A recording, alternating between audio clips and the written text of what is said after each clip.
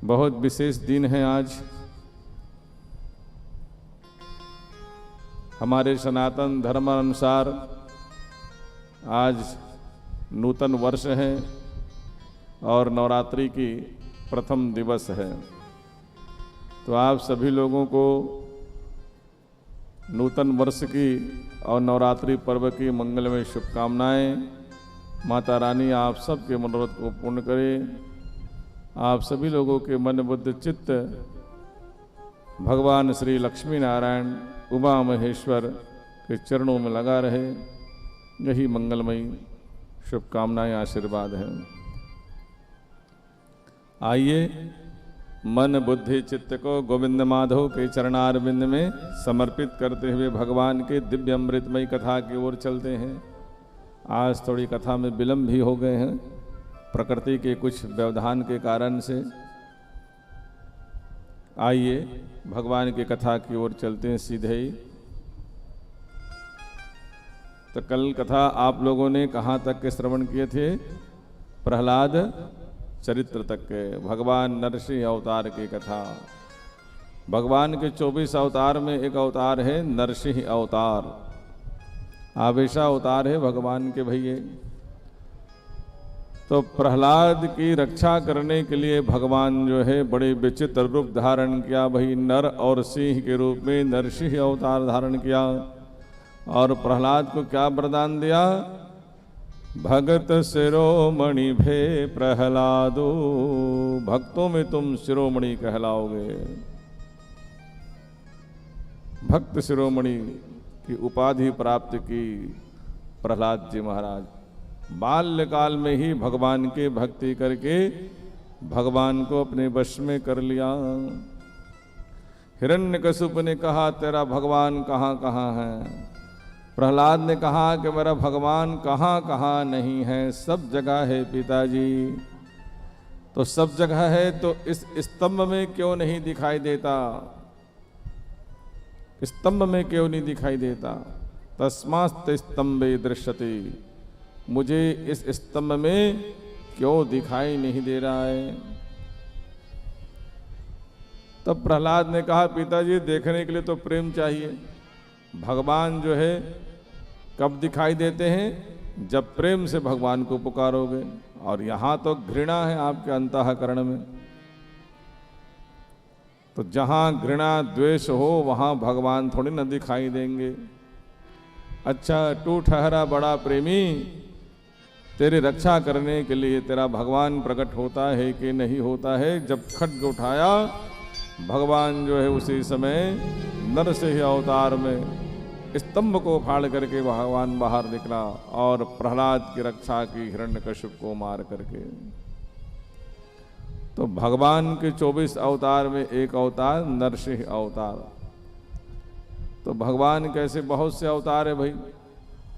भागवत में तो 24 अवतार की कथा। किसी का संक्षिप्त में वर्णन किया सुखदेव जी ने, किसी का विस्तार से वर्णन किया सुखदेव जी ने।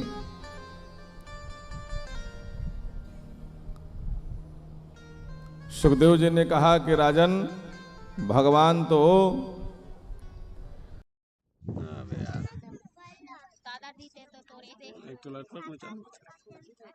चले कर पाई तो भागवत सुने बना मोबाइल चला बनी यहाँ खबर आते तो जगह बता दी। अच्छा सबसे अच्छा बेटी यही बात है ना। 15 पर बात था सबसे अच्छा बेटी यही बात मानते हैं मोर भाई। बाकी हम तो नहीं बेटा है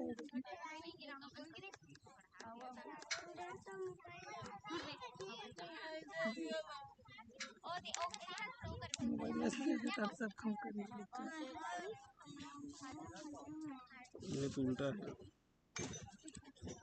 तुम खड़ो वहाँ पे ठीक से, लेकिन क्लियर नहीं दिखाते। वही तो नहीं दिखाते, वही तो बात है।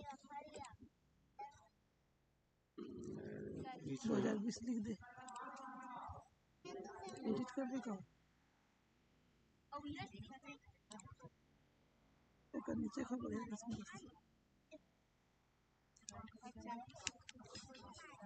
दे वाले किसी। हाँ क्लियर है, वीडियो भी क्लियर होना चाहिए ना। उर्दू में थोड़ा लिखा है इसी बात में देवन जी ये काय मूल खाता है नहीं संस्कृत तस्मय वासी जोड़ा है तो वो समझ में आगे का है तो उर्दू में फारसी में कुछ लिख देगा नो है तो इसने मारा चिन्ह वाला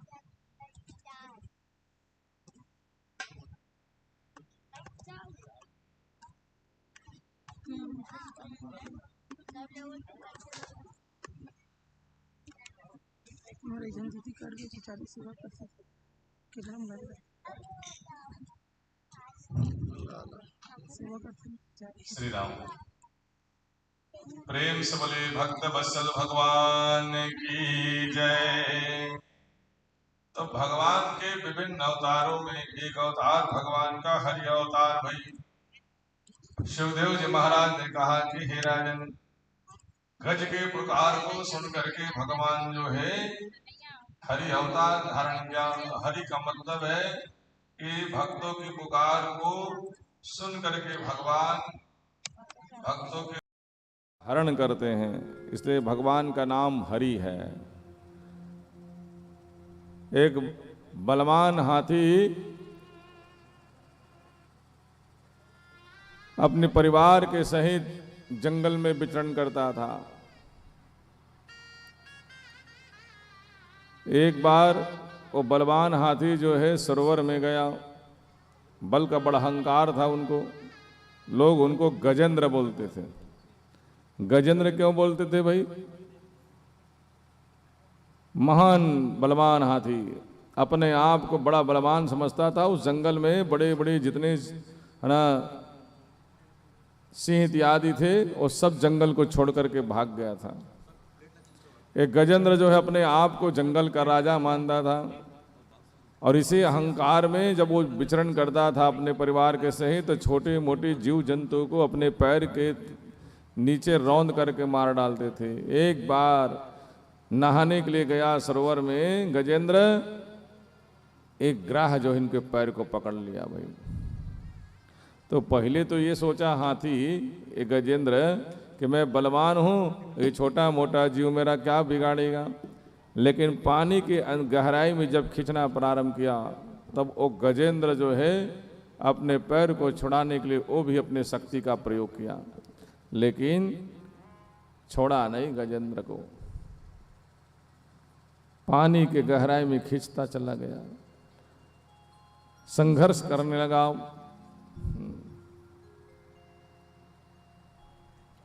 दोनों के बीच में, ग्राह और गजेंद्र के बीच में कई दिन बीत गया। वो छोड़ाने का प्रयास कर रहा है, वो छोड़ नहीं रहा है। दिनों दिन हाथी के शक्ति जो है कमजोर होने लगे भाई। एक दिन ऐसी स्थिति आ गए कि हाथी को लगा कि इस ग्राह से मैं अब अपने आप को छुड़ा नहीं पाऊंगा। तब अपने परिवार से कहा, अभी तक क्यों परिवार से सहायता नहीं लिया? अहंकार था कि मैं बहुत बलवान हूँ, सहायता लूंगा तो लोग क्या समझेंगे। इसी अहंकार के वजह से परिवार से सहायता नहीं ले रहा था। अब परिवार वाले से कहा बाहर निकालो रे, उस ग्राह से छुड़वाओ। तब सब उनके परिवार के सदस्य लोग उनको पकड़ करके बाहर निकालने का प्रयास किया, लेकिन ग्राह से पीछा छूटा नहीं। अंत में परिवार वालों ने उस ग्राहक जो पकड़े हुए थे वो हाथी से क्या कहा कि भाई अब जो होगा सो देखा जाएगा, जाओ। बहुत तो कोशिश कर रहे हैं भाई, आप बाहर निकल ही नहीं पा रहे हो और ये ग्राहक छोड़ नहीं रहा है। उस हाथी को छोड़ करके उनके परिवार जो है उस सरोवर से बाहर निकल गया। आज हाथी को लगा कि जो मैं बल का अहंकार पाल रहा था कि मैं बहुत बलवान हूँ, मैं ये अपने परिवार का अहंकार पाल रहा था कि मेरा लंबा चौड़ा परिवार है, कुछ काम नहीं आया। तब वही सरोवर में कमल के पुष्प को लेकर के वो हाथी ने भगवान श्री नारायण का आवाहन किया, भगवान को पुकारा कि हे प्रभु आइए मेरी रक्षा कीजिए। भगवान से कहा कि हे प्रभु मेरी रक्षा कीजिए। ना विद्यते यस्य चा जन्म कर्म वा न नाम रूपे गुण दोष एव वा। हे भगवान, आपके ना तो जन्म होते हैं,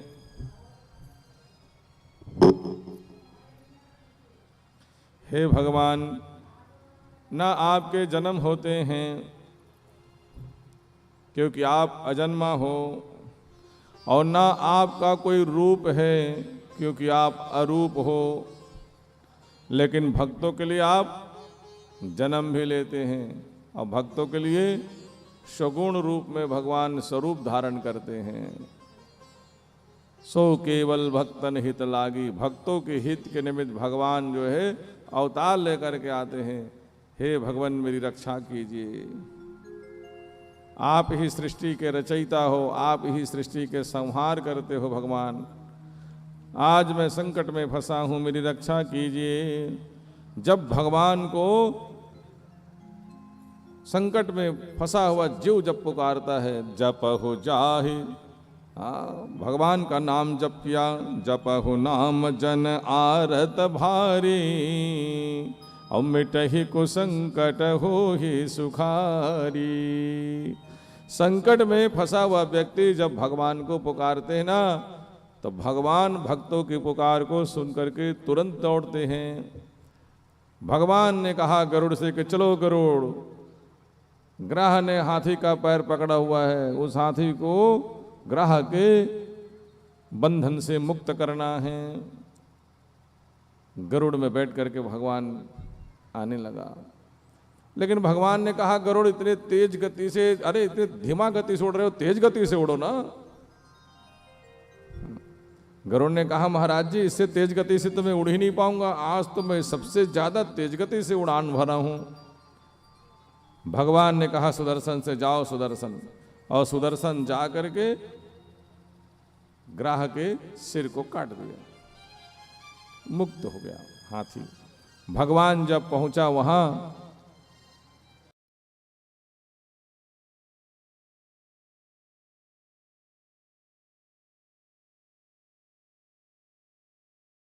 करके वहां से जीवात्मा निकल करके भगवान में समाहित हो गए।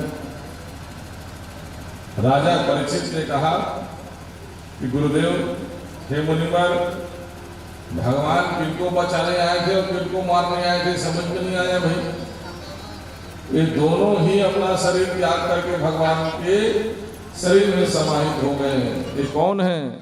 तो हाथी पहले जन्म का इंद्रदुम्न नाम का राजा था, और ग्राह जो है हुहु नाम का गंधर्व था।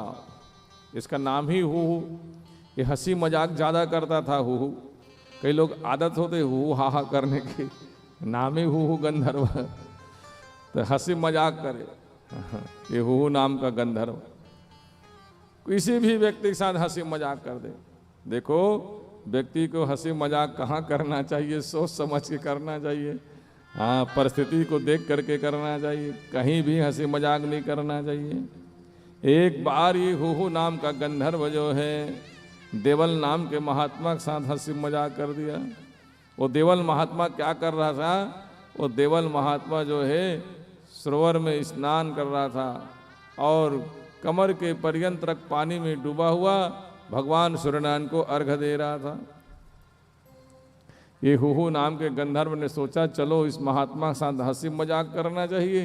ये सोच करके पानी के एक छोर में जा करके डूबे ही डूबे आया, और आ करके देवल महात्मा पैर को पकड़ लिया भाई। अब कोई व्यक्ति पानी के कमर पर्यंत तक डूबा हुआ है और भगवान को आंख बंद करके अर्घ्य दे रहा है सूर्यनारायण को, और कोई पानी के नीचे से अगर पैर आपका पकड़ लेगा तो भयभीत होना तो स्वाभाविक बात है। देवल महात्मा एकदम भयभीत हो गया। क्या जीव है, कौन है पानी के अंदर जो मेरा पैर पकड़ रहा है? भयभीत होकर के बाहर निकल गया। तो हुहु नाम का गंधर्व जो है पानी से निकल करके खूब हंसने लगा। वाह महात्मा, आप तो बहुत डर गए भाई।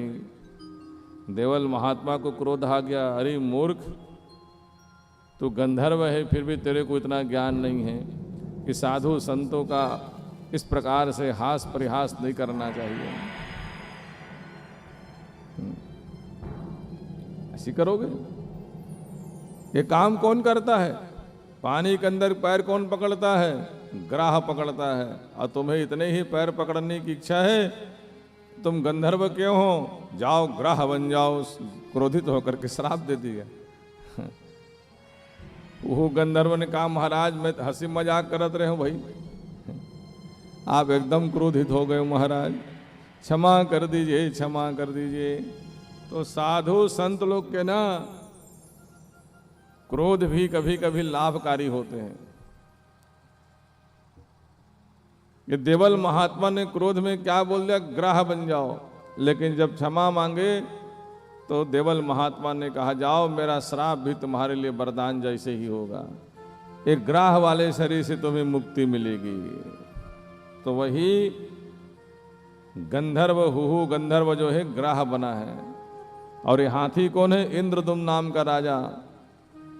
ये राजा जो है अपने पत्नी पुत्र राजपाट को त्याग करके जंगल में कुटिया बना करके रहता था। एक बार अगस्त महात्मा कुटिया में पहुंचा।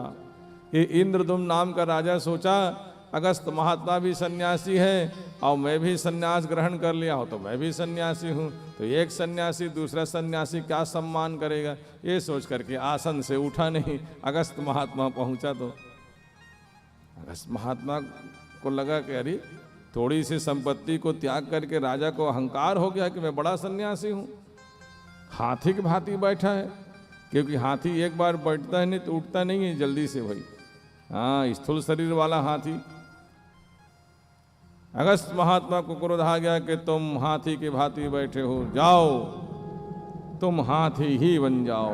श्राप दे दिया इंद्रदुम्न को। राजा इंद्रदुम्न ने क्षमा मांगा कि महात्मा अपराध क्षमा कर दो। तो अगस्त महात्मा ने कहा जाओ इसी हाथी वाले शरीर को तुम प्राप्त तो करोगे, लेकिन जिस दिन भगवान का दर्शन करोगे उसी दिन ये हाथी वाला शरीर से तुम्हें मुक्ति मिलेगी और भगवान के शरीर में तुम समाहित हो जाओगे।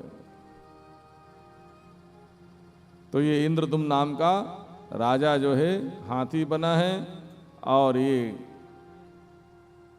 ग्राह जो है हुहु नाम का गंधर्व भाई। तो इस कथा को सुन करके मनुष्य को शिक्षा लेना चाहिए। क्या शिक्षा लेना चाहिए? जैसे वो हाथी ने अहंकार पाला कि मैं बहुत बलवान हूँ, मेरा लंबा चौड़ा परिवार है, ऐसे हम लोग भी अहंकार पालते हैं कि मैं बहुत पैसा वाला व्यक्ति हूँ, मैं बहुत बलवान व्यक्ति हूँ, मैं बहुत सुंदर हूँ। ऐसे अहंकार पालते हैं। मेरा लंबा चौड़ा परिवार है, मैं इस पद में बैठा हूँ, ऐसा लोग अहंकार पालते हैं। लेकिन अहंकार जो है ज़्यादा दिन तक नहीं रहता जी, इसलिए कभी अहंकार नहीं पालना चाहिए। मैं बहुत बलवान व्यक्ति हूँ कि अहंकार पालोगे तो एक दिन ऐसा आएगा, आपको पैर को कौन पकड़ता है? काल भगवान। हाँ, और सबसे पहले जब काल भगवान आते हैं ना तो चलना फिरना ही बंद होता है। मनुष्य कहा पलंग में पड़ जाता है जी, तबीयत बिगड़ जाए हाँ तो सबसे पहले पैर का चलना फिरना ही बंद होता है। तो किसने पैर पकड़ लिया? काल भगवान ने तो पैर पकड़ लिया, वही तो ग्राह है। और हाथी कौन है? हम ही लोग हाथी हैं। अपने आप को तुलना करिए। जो अहंकार पालते हैं हाथी की तरह, एक दिन ऐसा आता है कि काल भगवान जो है ग्राह के रूप में आकर के पैर पकड़ता है, पैर पकड़ता है। तो पहले हाथी ने क्या किया? अपने बल का प्रयोग किया कि मैं बलवान हूं। तो वैसे हम लोग भी क्या करते हैं, अरे थोड़ा तबीयत बिगड़ जाए तो अब मैं तो बड़ा पैसा वाला आदमी हूँ, बढ़िया डॉक्टर के पास जाऊंगा, इलाज पानी करवाऊंगा, ठीक हो जाऊंगा, ऐसे अहंकार रहता है। तो कोशिश तो करता है, पहले स्वयं कोशिश करता है, अपने ही धन बल का प्रयोग करता है और इलाज पानी करवाता है। लेकिन इलाज पानी करवाते करवाते करवाते और तबीयत बिगड़ने लग जाए, तब क्या करते हो? तब परिवार वाले को बताते हो। जैसे हाथी ने कहा परिवार वाले से कि मुझे बाहर निकालो, तो परिवार वाले लोग क्या करते हैं? बढ़िया वाले डॉक्टर के पास ले जाते हैं, क्योंकि आप चल फिर नहीं पा रहे हो। तो परिवार वाले पकड़ के ले जाते हैं। कहाँ ले जाते हैं? अरे चलो ये रायपुर दुर्ग में ठीक नहीं हो रहा है तो दिल्ली बम्बई ले चलते हैं, तो दिल्ली बम्बई ले चलते हैं इलाज पानी करवाने के लिए। लेकिन दिल्ली बम्बई में भी इलाज पानी करवाते करवाते तबीयत और बिगड़ने लग जाए और डॉक्टर अंत में कहता है देखो अब कुछ नहीं हो सकता। तो परिवार वाले क्या करते हैं, अब कुछ नहीं हो सकता, डॉक्टर भी बोल दिया है अब तो छोड़ो इनके हाल में, अब इनको जितना दिन जिएगा जिएगा। तो घर वाले उनको घर में ला करके छोड़ देता है। अब तो डॉक्टर भी जवाब दे दिया है महाराज जी इलाज पानी करवाते करवाते तो अब जितना दिन जिएगा जिएगा। परिवार वाले साथ छोड़ देता है। जैसे उस हाथी को बाहर निकालने के लिए परिवार वाले ने सहयोग किया और उसके बाद परिवार वाले ने देखा कि हम छुड़ा नहीं पा रहे, अंत में एक अकेला छोड़ दिया। तो वैसे मृत्यु के निकट में जब कोई व्यक्ति पहुंचता है तो परिवार वाले उसको छोड़ देता है, तब किसका सहारा होता है, कौन साथ देता है? भगवान ही साथ देगा। वो हाथी ने किसको पुकारा? भगवान को पुकारा। तो अंत में संकट में फंसने वाला व्यक्ति जब उसका स्वयं का शक्ति काम नहीं आया और जब उनका परिवार काम नहीं आया तब किसको पुकारते हैं? भगवान को पुकारते हैं। तब भगवान जो है उनकी रक्षा करते हैं। तो ये कथा हाथी की कथा नहीं है, हम ही लोगों की कथा है,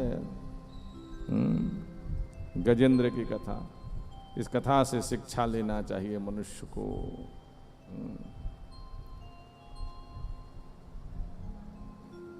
तो भगवान हरि अवतार लेकर के भगवान ने हाथी की रक्षा की। ऐसे सुंदर भगवान हरि के रूप में स्वयं राजीव लोचन के रूप में भगवान जो है राज्य में स्थापित है, चतुर्भुजी रूप में। भगवान ने सुदर्शन छोड़ा ना ऐसे करके, तो भगवान के हाथ को देखना, राजीव लोचन भगवान के हाथ को, ऐसे भगवान का हाथ है नीचे, सुदर्शन को छोड़ा तो भगवान का। तो मूर्तिकार ने उसी को ध्यान में रख करके उस मूर्ति का निर्माण किया है। आप लोग राजीव लोचन भगवान के दर्शन किए हो तो नहीं किए हो? छत्तीसगढ़ का प्रयागराज है, राजीव 15 दिन के मेला लगाते हैं भाई। छत्तीसगढ़ सरकार जो है कुंभ मेला लगाते हैं 15 दिन के। कांग्रेस सरकार आए थे तो पुण्य मेला कर दिए थे वही, फिर भाजपा सरकार आ गए, फिर कुंभ मेला हो गए। अपने हिसाब से लोग अपना मेला बना लेते हैं। वास्तव में तो 4 ही कुंभ है, लेकिन सब अपने अपने भाव से नहीं हम 5वां कुंभ मनाएंगे। ठीक है भाई। छत्तीसगढ़ सरकार में कांग्रेस सरकार बैठी तो कहा नहीं कुंभ ठीक नहीं है, पुण्य मेला करो, क्योंकि माघ पूर्णिमा के दिन मेला प्रारंभ होते हैं तो पुण्य मेला। तो राजीव लोचन भगवान जो है वहाँ बैठे हुए हैं। क्या बढ़िया भगवान सुंदर दर्शन देते हैं भक्तों को। जहाँ घंटियों के सरगम, जहाँ वंदना की वाणी, महानदी की लहर लहर में हस्ती कविता कल्याणी। अमर सभ्यता सोई हुई है महानदी की घाटी में। तेरे ही पावन जन्मों का पुण्योदय इस माटी में। कण कण आतुर हो जाता है लेने पावन तेरा नाम। अखिल लोक के शांति प्रदायक श्री राजीव लोचन तुम्हें प्रणाम। श्री राजीव लोचन तुम्हें प्रणाम। दोनों हाथ उठा करके जय जयकार करिए, प्रेम से बोले राजीव लोचन भगवान की जय। कुलेश्वर महादेव की जय। हरि और हर एक दूसरे को आमने सामने देखते हुए बैठा है भाई। राजीव लोचन भगवान की दृष्टि कहाँ है? कुलेश्वर महाराज जी के तरफ। और कुलेश्वर महाराज जी किसके तरफ देख रहे हैं? भगवान हरि के तरफ। तो हरि और हर का मिलन है।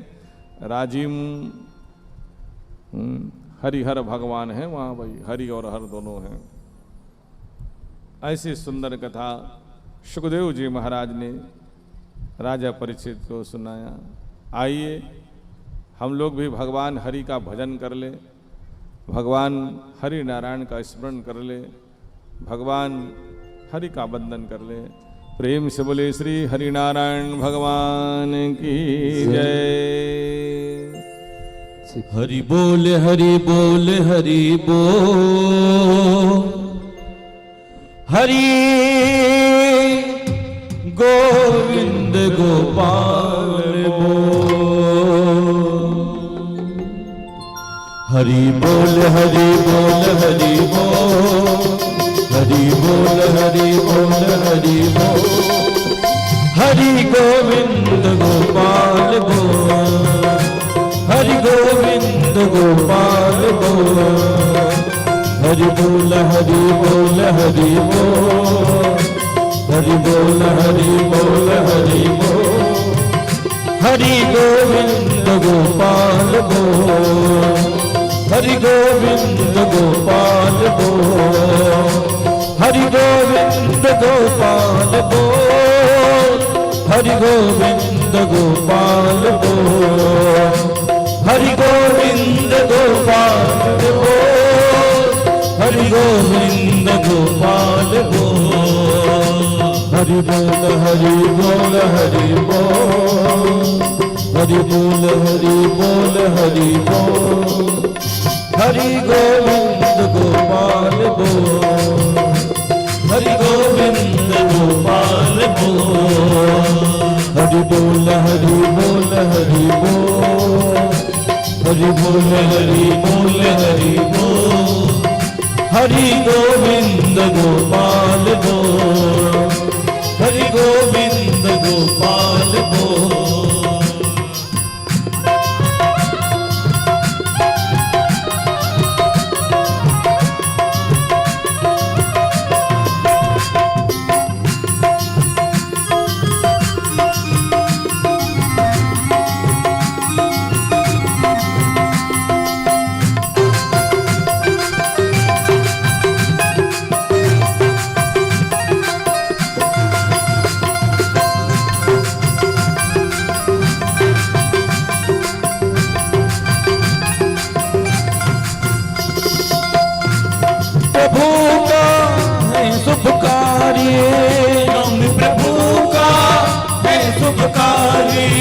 नाम प्रभु का है शुभकारी, नाम प्रभु का है शुभकारी। पाप कटेंगे जन्म में भारी, पाप कटेंगे जन्म में भारी। नाम पीले अमृत अनमोल, नाम पीले अमृत अनमोल। हरि गोविंद गोपाल बोल, हरि गोविंद गोपाल बोल। हरि बोल हरि बोल हरि बोल, हरि बोल हरि बोल हरि बोल, हरि गोविंद गोपाल बोल, हरि गोविंद गोपाल बोल।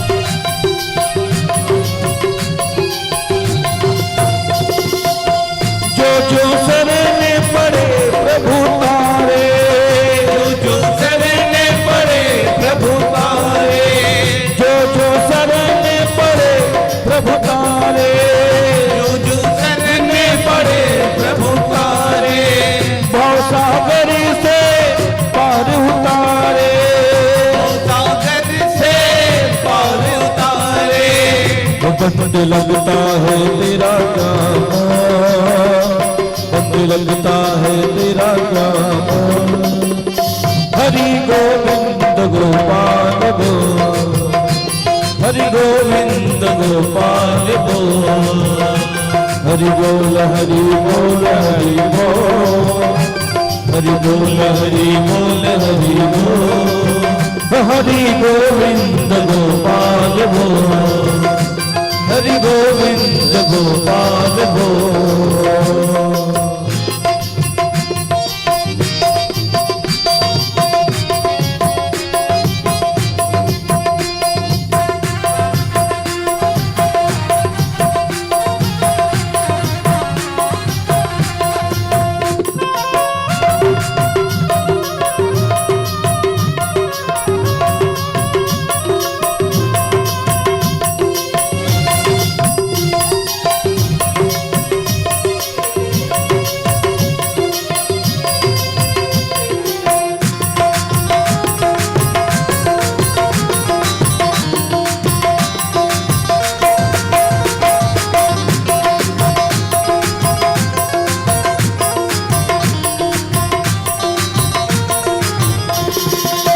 राम नाम के सब अधिकारी, राम नाम के सब अधिकारी, राम नाम के सब अधिकारी, राम नाम के सब अधिकारी, बालक वृद्ध युवा नर नारी, बालक वृद्ध युवा नर नारी, हरदम कृष्ण मुरारी हरदम कृष्ण मुरारी हरि बोल हरि बोल हरि बोल, हरि बोल हरि बोल हरि बोल, हरि बोल हरि बोल हरि बोल, हरि बोल हरि बोल हरि बोल, हरि गोविंद गोपाल बोल, हरि गोविंद गोपाल बोल, हरि गोविंद गोपाल बोल, हरि गोविंद गोपाल बोल, हरि गोविंद गोपाल बोल, हरि बोल हरि बोल हरि बोल, हरि बोल हरि बोल हरि बोल, हरि बोल हरि बोल हरि बोल, हरि बोल हरि बोल हरि बोल, हरि बोल हरि बोल हरि बोल, हरि बोल हरि बोल हरि बोल, हरि बोल हरि बोल हरि बोल, हरि बोल हरि बोल हरि बोल।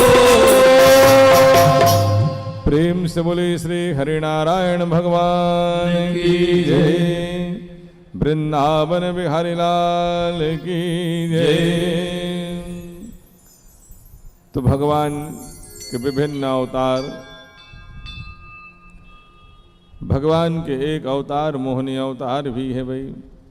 जैसे सुखदेव जी महाराज ने कहा कि हे राजन, भगवान के एक अवतार तो मोहिनी अवतार भी है। मोहिनी अवतार मतलब स्त्री के रूप में भी भगवान अवतार लिया है। हाँ, स्त्री के रूप में भी भगवान अवतार लिया है। तो राजा परीक्षित ने कहा कि गुरुदेव, वो मोहिनी अवतार वाली कथा सुनाओ भाई। तो देखो, मोहिनी अवतार वाली कथा, देवताओं और राक्षसों के बीच में एक बार भयंकर युद्ध हुआ। देवता लोग कौन है? कल कथा बताया था आप लोगों को, कथा क्रम को याद करो। मनु शत्रुपा के 5 संतान, आकुति, देहुति, प्रसूति और 2 बेटा, ये 3 बेटी हो गई। आकुति, देहुति, प्रसूति, 2 बेटा उत्तानपाद, प्रियव्रत। आकुति के यज्ञ नारायण, देहुति के कपिल नारायण, 9 कन्या और प्रसूति की 16 बेटी, श्रद्धा, मैत्री, दया, शांति, तुष्टि, पुष्टि, क्रिया, बुद्धि, उन्नति, मेघा, तितिक्षा, द्वि, मूर्ति, स्वाहा, स्वधा और सती। और उत्तानपाद और राजा, उत्तानपाद राजा कौन? उसके बाद प्रियव्रत राजा, प्रियव्रत का बेटा अग्निर्द, अग्निर्द का बेटा नाभि, नाभि का बेटा ऋषभदेव, ऋषभदेव का बेटा हुए भरत जी। और उत्तानपाद राजा के 2 बेटा हुए ध्रुव और उत्तम। तो ध्रुव का हुआ उत्कल और वत्सर, वत्सर राजा बना, वत्सर का बेटा पुष्पान, पुष्पान का बेटा विष्टु, विष्टु का बेटा सर्वतेजा, और सर्वतेजा का बेटा हुए चक्षु, और चक्षु का बेटा हुए उल्मुख, और उल्मुख का बेटा हुए अंग, और अंग का बेटा हुए बेन। लेकिन संत महात्मा के श्राप से मारा गया और फिर उनके शरीर का मंथन करके वहां से भगवान नारायण को प्रकट किया। कौन सा भगवान का अवतार हुआ? पृथु भगवान का अवतार हुआ।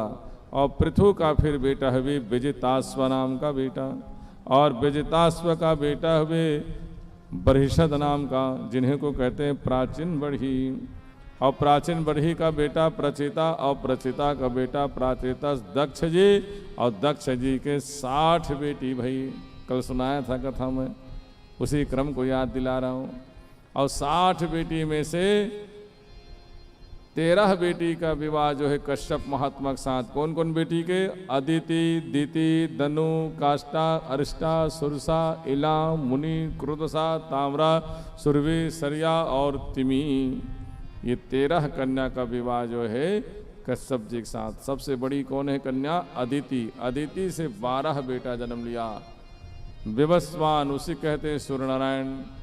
सूर्यनारायण अरमा, पूखा, भाग, धाता, विधाता, मित्र, वरुण, सविता, इंद्र और वामन 12वें नंबर का बेटा। वामन की कथा सुनाएंगे आपको कुछ देर के बाद में। तो सबसे बड़ा बेटा सूर्यनारायण है। तो अदिति से जो बेटा जन्म लिया आदित्य कहलाया, सब देवता कहलाया भाई। और दिति मैया के 2 बेटा, हिरण्याक्ष और हिरण्यकशिपु। तो हिरण्यकशिप का बेटा हुए थे अनुहराद, श्रहलाद, हराद और प्रहलाद। अब प्रहलाद का बेटा हुए कौन? विरोचन। और विरोचन का बेटा हुए बलि। तो ये राक्षस कुल कहलाए। दिति से दैत्य कुल कहलाए, अदिति से आदित्य कुल कहलाए। आदित्य कहते हैं देवताओं को और दैत्य कहते हैं राक्षसों को। है तो पिताजी एक ही है कश्यप जी, माँ अलग अलग है। तो माँ अलग अलग होने के कारण से भाइयों में बड़ा वैचारिक मतभेद होते थे। दैत्य लोग कहते हम श्रेष्ठ हैं, देव लोग बोलते थे हम श्रेष्ठ हैं। तो स्वर्ग लोक में जाकर के देवता लोग राजा बन जाते थे तो दैत्य लोगों को अच्छा नहीं लगता था। दैत्य लोग देवताओं को पराजित करके स्वयं राजा बन जाता था। तो कभी देवता लोग, कभी राक्षस लोग, कभी देवता लोग, कभी राक्षस लोग, ऐसे युद्ध चलता था। एक बार भयंकर युद्ध हुआ, राक्षस लोग जो है युद्ध को जीत गया। और उस समय राक्षसों का राजा कौन था? महाराज बलि महाराज। बलि जी स्वर्ग लोक का राजा बन गया। देवता लोग मारे मारे फिरने लग गया भाई। तो सब देवता लोग कहाँ पहुँचे? भगवान नारायण के पास। भगवान नारायण के पास जाकर के कहा प्रभु स्वर्ग छिन गया है, कोई उपाय बताओ। तो भगवान नारायण ने कहा कि देखो देवताओं, एक काम करो जी, सांप छुछुंदर वाला खेल खेलो के है। सांप छुछुंदर वाला खेल क्या चीज है? एक छोटे से कहानी बताइए भगवान है, वो कहानी ध्यान से सुनो। एक गांव में एक जन सपेरा रही। सपेरा मतलब समझतो ना, सांप दिखाने वाला, सांप के खेल दिखाने वाला सपेरा। वो सपेरा रखे रहा एक पिटारा में सर पर। सवेरे को बढ़िया नहा धो करके बढ़िया खा पी करके वो अपन पिटारा ले करके कहाँ पहुँचे? गांव। और गांव में घर घर जा करके खेल दिखाए। उसे पिटारल खोले और देखो मैं सर पर पकड़ के आया हूँ, और हाथ से इसे कोरे दे, तब ऐसे पुंकारे सर पर। वाह बड़ा भयंकर सर पर लेकर आए सर भाई। तो भैया कुछ चढ़ा दीजिए। दिखाते तहन सपेरा मन बोलते कुछ चढ़ा दो भाई। तो कोई 1 रुपया, कोई 2 रुपया, कोई 5, 10। अरे श्रद्धा है आदमी को, कोई कोई आदमी 50 और 100 भी चढ़ा देते। रोज ऐसी करे और दिन भर में खेल दिखा करके अरे कितना पैसा कमा ले? कम से कम 500, 600, कभी कभी 700 ऐसे कमाए पैसा। इतना धन कमाए वो सपेरा। तो वो सपेरा खेल दिखा करके पैसा कमाता था। लेकिन करता क्या था? सांझ के समय जब घर आता था ना, तो सर्प को खिलाने के लिए क्या करता था, आते आते रास्ता में ना कीड़ा मकोड़ा ढूंढता था और कीड़ा मकोड़ा को पकड़ करके पिटारा के अंदर डाल देता था और पूरा पैसा बाहर निकाल लेता था। घर में आकर के पैसा निकाल करके कीड़ा मकोड़ा दे देता था खाने के लिए। सर्प था बड़ा परेशान। लोगन पैसा काखा कारण से देवत है, वो सर्पल देख करके। लेकिन मजा कौन लेते, सपेरा पूरा पैसा निकाल करके बढ़िया एक से एक बढ़िया चीज खा थे, लेकर के एक से एक कपड़ा पहना थे बढ़िया। सर्प कहते कि लोग मोला देख करके पैसा दे थे, लेकिन मोला कहाँ मिलते, कीड़ा मकोड़ा खाने के लिए। एक विधि नहीं, ये दूध भी नहीं पिलाता है मुझे। चलो भाई मेहनत में कर रहा हूँ तो एक आध कप दूध ही दे देता रोज, एक कप दूध भी ना देंगे। मेहनत में करता हूँ, कैसे भाग जाऊं यहाँ से निकल करके, वो सर्प सोचता था। एक दिन क्या हुआ, खेल दिखा करके आ रहा था और घर के निकट में पहुंचा था तो एक जीवित चूहा को घर के बरामदे के सामने मंडराते हुए देखा भाई। सपेरा सोचा कि आज तो बढ़िया इनके लिए भोजन की व्यवस्था होगी, कीड़ा मकोड़ा ज़्यादा ढूंढने की जरूरत नहीं है, एक चूहा पर्याप्त है। झपट्टा मार करके जीवित चूहा को पकड़ लिया और जीवित चूहा को पकड़ करके उस पिटारा के अंदर डाल करके, जीवित अवस्था में डाल करके धागा लपेट करके, रस्सी लपेट करके अपने घर तो पहुंच ही गया था, घर के अंदर रख दिया। जैसे ही उस जीवित चूहा को अंदर डाला, सर्प देखा, अरे आज तो भोजन में चूहा मिला हुआ है। अब चूहा देखा कि यह पिटारा के अंदर कौन बैठा है, या यहाँ तो सर्प है, मेरा कट्टर शत्रु है। तो डर के मारे चूहा दुबक के बैठ गया एक किनारे में। सर्प ने कहा, देखो चूहा भाई, तुम्हें डरने की जरूरत नहीं है। चूहा क्या बोल रहा है, डरने की जरूरत नहीं है तुमको। चूहा सोचा जन्मजात बैरी मेरा एक झपट्टा में मुझे खा डालेगा, लेकिन कह रहा है कि चूहा भाई भाई बोल रहा है, क्या बात है। तो सर्प ने भाई क्यों कहा, क्योंकि सर्प को पता है कि जो काम चूहा कर सकता है वो काम मैं नहीं कर सकता हूं। तो अपना काम बनाने के लिए वो सर्प ने मीठ मीठ बोला। तो भगवान ने कहा, देखो देवताओं, अपना काम जब बनाना हो, यहाँ सर्प बलवान है, लेकिन अपने से भी कमजोर और निकृष्ट जीव से क्या बोल रहा है, भाई बोल रहा है। क्यों, क्योंकि उनको पता है कि जो काम चूहा कर सकता है वो सर्प नहीं कर सकता है। क्या काम करवाना चाहता था वो सर्प, उस पिटारा में छेद करवाना चाहता था। एक काम करो चूहा भाई, पिटारा छेद कर दो, तुम भी निकल के भाग जाओगे, तुम्हें मारूंगा नहीं मैं, और मैं भी इस सपेरे के मारा परेशान हूँ भैया, निकल के मैं भी भाग जाऊंगा, मैं भी भाग जाऊंगा। मीठ मीठ बात में चूहा आ गया,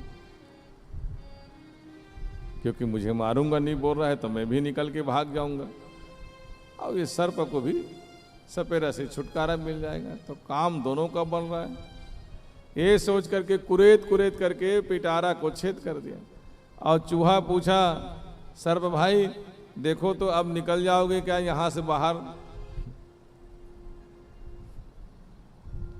चूहा ने जैसे अपना सिर, चूहा जब उतरा था, अब सर्प जैसे अपना सिर बाहर निकाला, सिर बाहर निकल गया। सर्प समझ गया अब मैं निकल सकता हूँ। दूसरे ही क्षण झपट्टा मार करके चूहा को पकड़ लिया। तो चूहा ने चिल्ला के बोला, सर्प भाई आप बोले थे मुझे नहीं मारूंगा।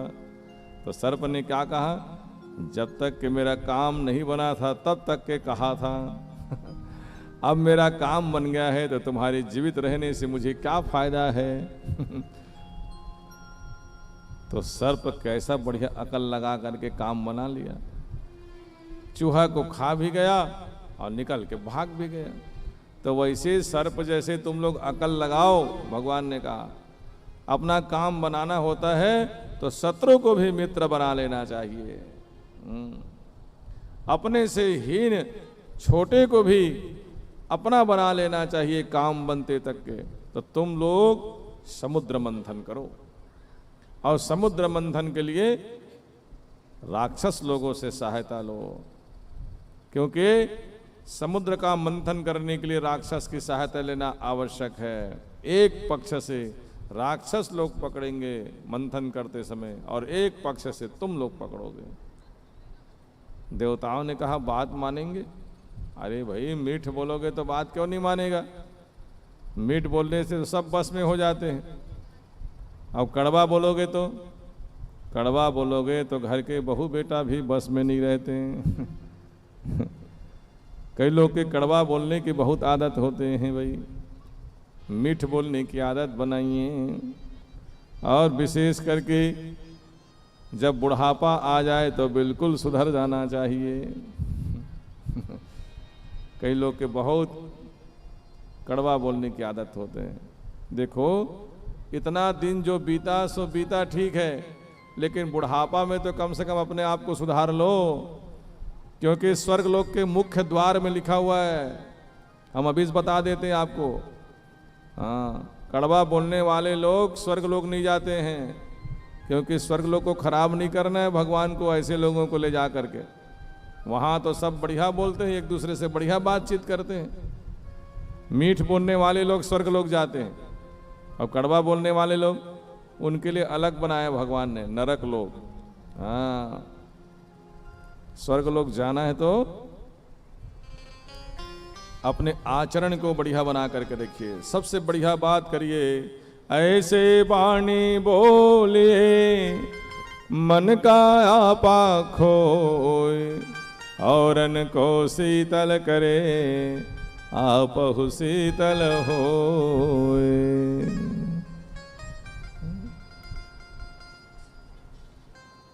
ऐसे वाणी बोलना चाहिए, सामने वाले को भी अच्छा लगे भाई। कई लोग के कड़वा बोलने की बहुत आदत होते हैं भाई। एक बार गोस्वामी तुलसीदास जी के पास में ना जद का सब सास मन रही ते मन चल दिस। अब कथे तुलसीदास जी से, महाराज जी बहुला बस में करे मंत्र हुई का कुछ सुन लो तो हूँ मन ध्यान से।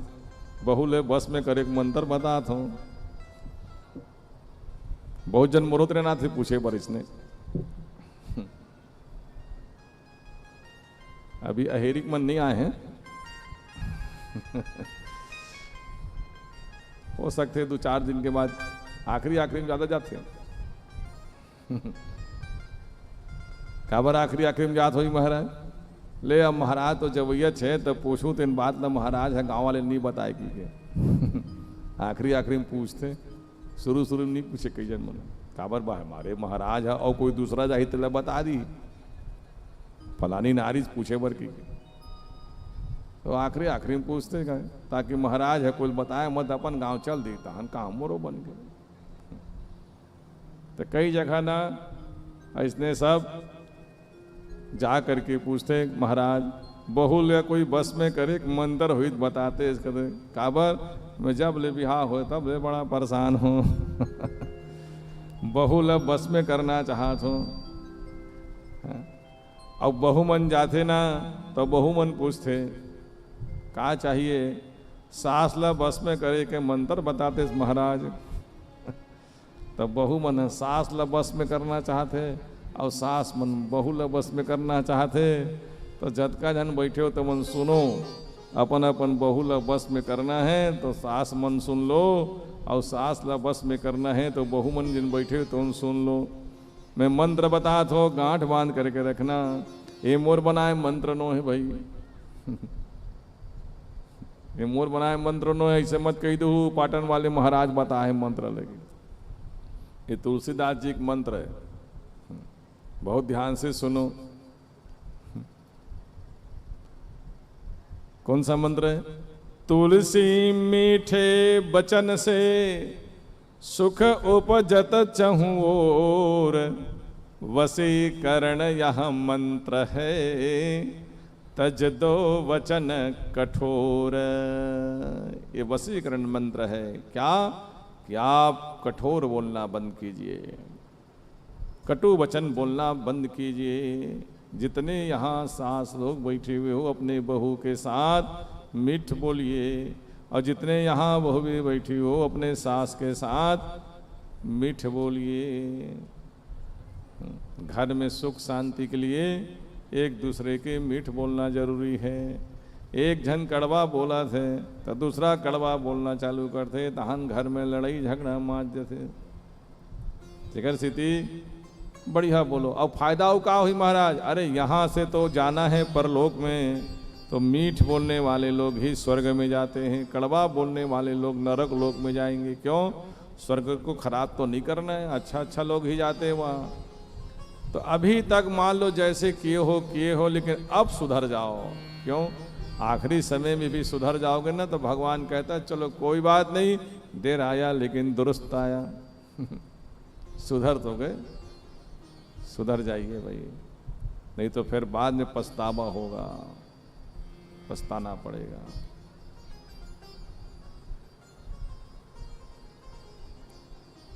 मीठ बोलने की आदत बनाइए। भगवान ने कहा देखो देवताओं, काम बनाना है तो राक्षसों के साथ जा करके बढ़िया मीठ पूर्वक बात करके काम बना लो। देवता लोग जो है कहा कि शत्रु से भी मित्रता करना पड़ेगा। महाराज जी का अरे काम बनाना है तब तक मित्रता कर लो ना, इसमें क्या बात है।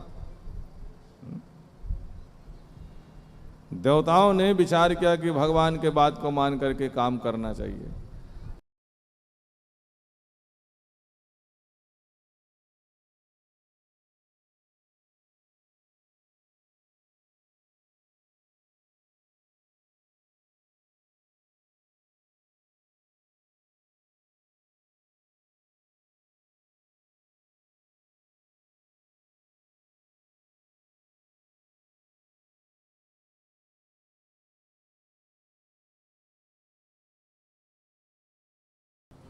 कट्टर शत्रु है, जय जयकार कर रहे हैं।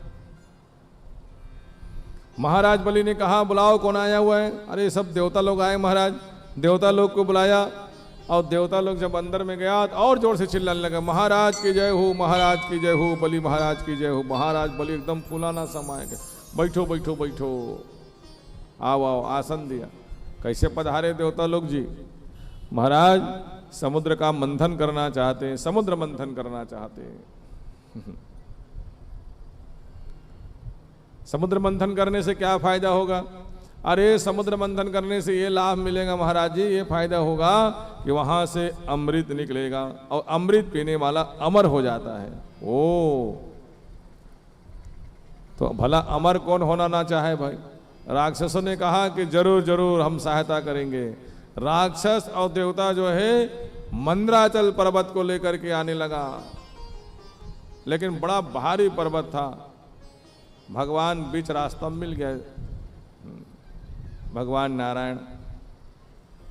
नारायण देवताओं को ही उपाय बताया है, लेकिन जानबूझ करके भगवान पूछ रहा है क्या कर रहे हो जी? देवता लोग राक्षस लोग मिल करके वह समुद्र मंथन करना चाहते हैं महाराज जी। ये मंदराचल पर्वत को मथानी बनाएंगे और वासुकी नाग को रस्सी बना करके मंथन करेंगे, लेकिन बड़ा भारी विशाल पर्वत है महाराज, इसको उठा नहीं पा रहे हैं, आप सहायता करो ना। भगवान ने ही उस मंदराचल पर्वत को जैसे ही अपने हाथ से स्पर्श किया एकदम हल्का हो गया। भाई मंदराचल पर्वत को लेकर के आ गया कहां? समुद्र के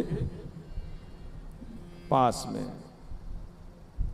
कहा देखो भगवान ने कहा कि देवताओं राक्षसों से मंथन करोगे तो कुछ नियम बना लो, और नियम से चलोगे तो वाद विवाद लड़ाई झगड़ा नहीं होगा। कहाँ नियम बनाएंगे महाराज जी? देखो बांटने का जवाबदारी मेरे को दे दो, भगवान ने कहा, क्योंकि समुद्र मंथन करने से वहाँ एक चीज नहीं निकलेगा, वहाँ कई चीज निकलेगा। भाई आप लोग गिनती लगाना, समुद्र मंथन करने से कितना वहाँ से रत्न प्राप्त हुए, कितना रत्न प्राप्त हुए।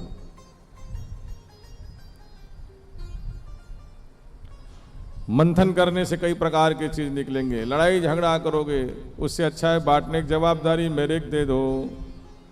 देवताओं राक्षसों ने कहा भगवान तो समदर्शी, भाई समान दृष्टि से ही भगवान देखता है, तो भगवान को ही जवाबदारी दे देना चाहिए, क्योंकि ना तो ये देवता दल का है ना तो राक्षस दल का है। भगवान हमें स्वीकार है, राक्षसों ने कहा, राक्षसों ने स्वीकार किया, देवताओं ने कहा हमें भी स्वीकार है। भगवान जिनको भी जो वस्तु देगा उनको रखना पड़ेगा। भगवान ने कहा चलो मंथन प्रारंभ करो, पहले मथानी को रखो। भगवान ने मंदराचल पर्वत को जैसे ही, ये जैसे मंदराचल पर्वत, अब मंदराचल पर्वत को भगवान ने देवताओं राक्षसों से कहा, तब मंदराचल पर्वत जो है समुद्र के बीच जैसे ही रखा पानी में डूबने लग गया। भगवान ने कहा कि एक गलती की हो तुम लोग, पानी के अंदर डूब रहा है मथानी, विघ्न आ रहा है भाई, और विघ्न को दूर करने के लिए भगवान गणेश जी का सुमिरन करो। तो भगवान गणेश जी का सुमिरन किया देवताओं राक्षसों ने। जैसे ही आंख बंद किया देवताओं राक्षसों ने भगवान गणेश जी का सुमिरन किया, उसी समय भगवान ने 24 अवतार में एक अवतार दिया समुद्र में, कच्छप अवतार भगवान हुआ। प्रेम से बोले कच्छप अवतार भगवान की जय। तो भगवान ने कैसे किया, ये मंदराचल पर्वत जो डूब रहा था उसको भगवान ने ऐसा विशाल कच्छपा रूप धारण किया और पीठ में धारण कर लिया, और पीठ में धारण करके भगवान ऐसा उस डूब रहा था उस मंदराचल पर्वत को भगवान ने उठा दिया, और ऐसा संतुलन बनाया कि उस समुद्र के पानी में आधा डूबा हुआ है और आधा बाहर निकला हुआ है। आंख खोल करके देवताओं राक्षसों ने देखा, वाह वाह वाह, भगवान गणेश जी का नाम सुमरन किए, काम बन गया। अब काम कौन बनाया है, भगवान बनाया। तो यही तो भगवान की महानता है, नाम हुआ गणेश जी का, काम क्या भगवान नारायण। हाँ। और हम लोग क्या करते हैं, मैं किया हूँ तो मेरा नाम छपना चाहिए और मेरा नाम लोग पुकारे, हाँ मेरा नाम लिखाना चाहिए भैया कि मैं किया हूँ, यही अंतर है। हाँ, हम लोग अपना नाम बढ़ाना चाहते हैं, लेकिन भगवान अपना नाम नहीं, गणेश जी का नाम, यही भगवान की महानता। इसलिए भगवान बड़े देवता बना हुआ है। दूसरों को जो मान सम्मान देना जानता है वही महान बनता है। भगवान श्री नारायण ने गणेश जी की महिमा बढ़ा दिया।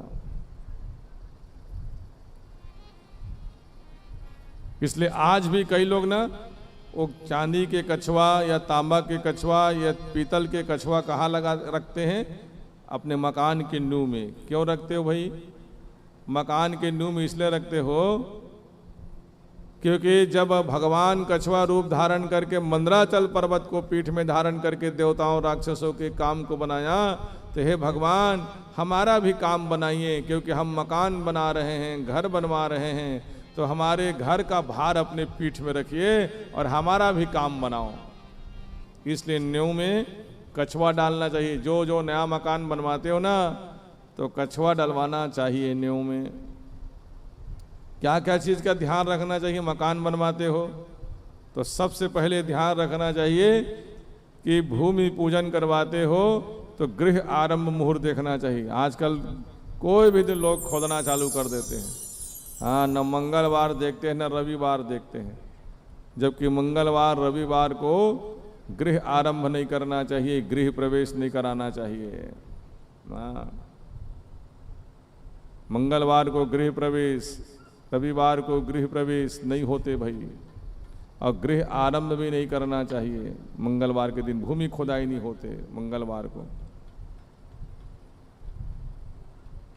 क्या क्या चीज ध्यान देना चाहिए, पंचक, जब मकान बनाओ तो पंचक में अपने घर में लकड़ी से बना हुआ फाटक, चौखट, खिड़की, डाइनिंग टेबल कभी नहीं बनाना चाहिए पंचक में। जो व्यक्ति अपने घर में डाइनिंग टेबल बनवाते हैं, टी टेबल बनवाते हैं, सोफा सेट बनवाते हैं, अलमारी खिड़की बनवाते हैं पंचक में लकड़ी से, तो उनके घर में कलह होते हैं। हाँ, पंचक में कभी भी लकड़ी से बना हुआ कोई भी वस्तु नहीं बनाना चाहिए, इस बात का ध्यान रखिए। पंचक में, पंचक में कौन कौन सा काम नहीं करना चाहिए उसको सुनो ध्यान से। पहला काम, लकड़ी से संबंधित कोई भी चीज नहीं बनवाना चाहिए। चौखट फाटक इत्यादि मत लगाओ पंचक में, नया मकान में। लेंटर नहीं ढलवाना चाहिए, छत नहीं ढलवाना चाहिए, क्योंकि उसमें भी सेंटिंग में लकड़ी तो प्रयोग किया गया है, इसलिए छत नहीं ढलवाना चाहिए पंचक में। पंचक में लकड़ी छेना घर में ला करके रखना नहीं चाहिए। कई लोग लकड़ी छेना ला करके अपने पठेवा में रखते हैं जी। तो नहीं रखना चाहिए लकड़ी ला करके। बरसात के महीने में अक्सर लोग लाग रखते हैं घर में, तो उस समय न छेना नहीं लाना चाहिए, लकड़ी नहीं लाना चाहिए कि पंचक में। पंचक में दक्षिण दिशा की यात्रा नहीं करना चाहिए।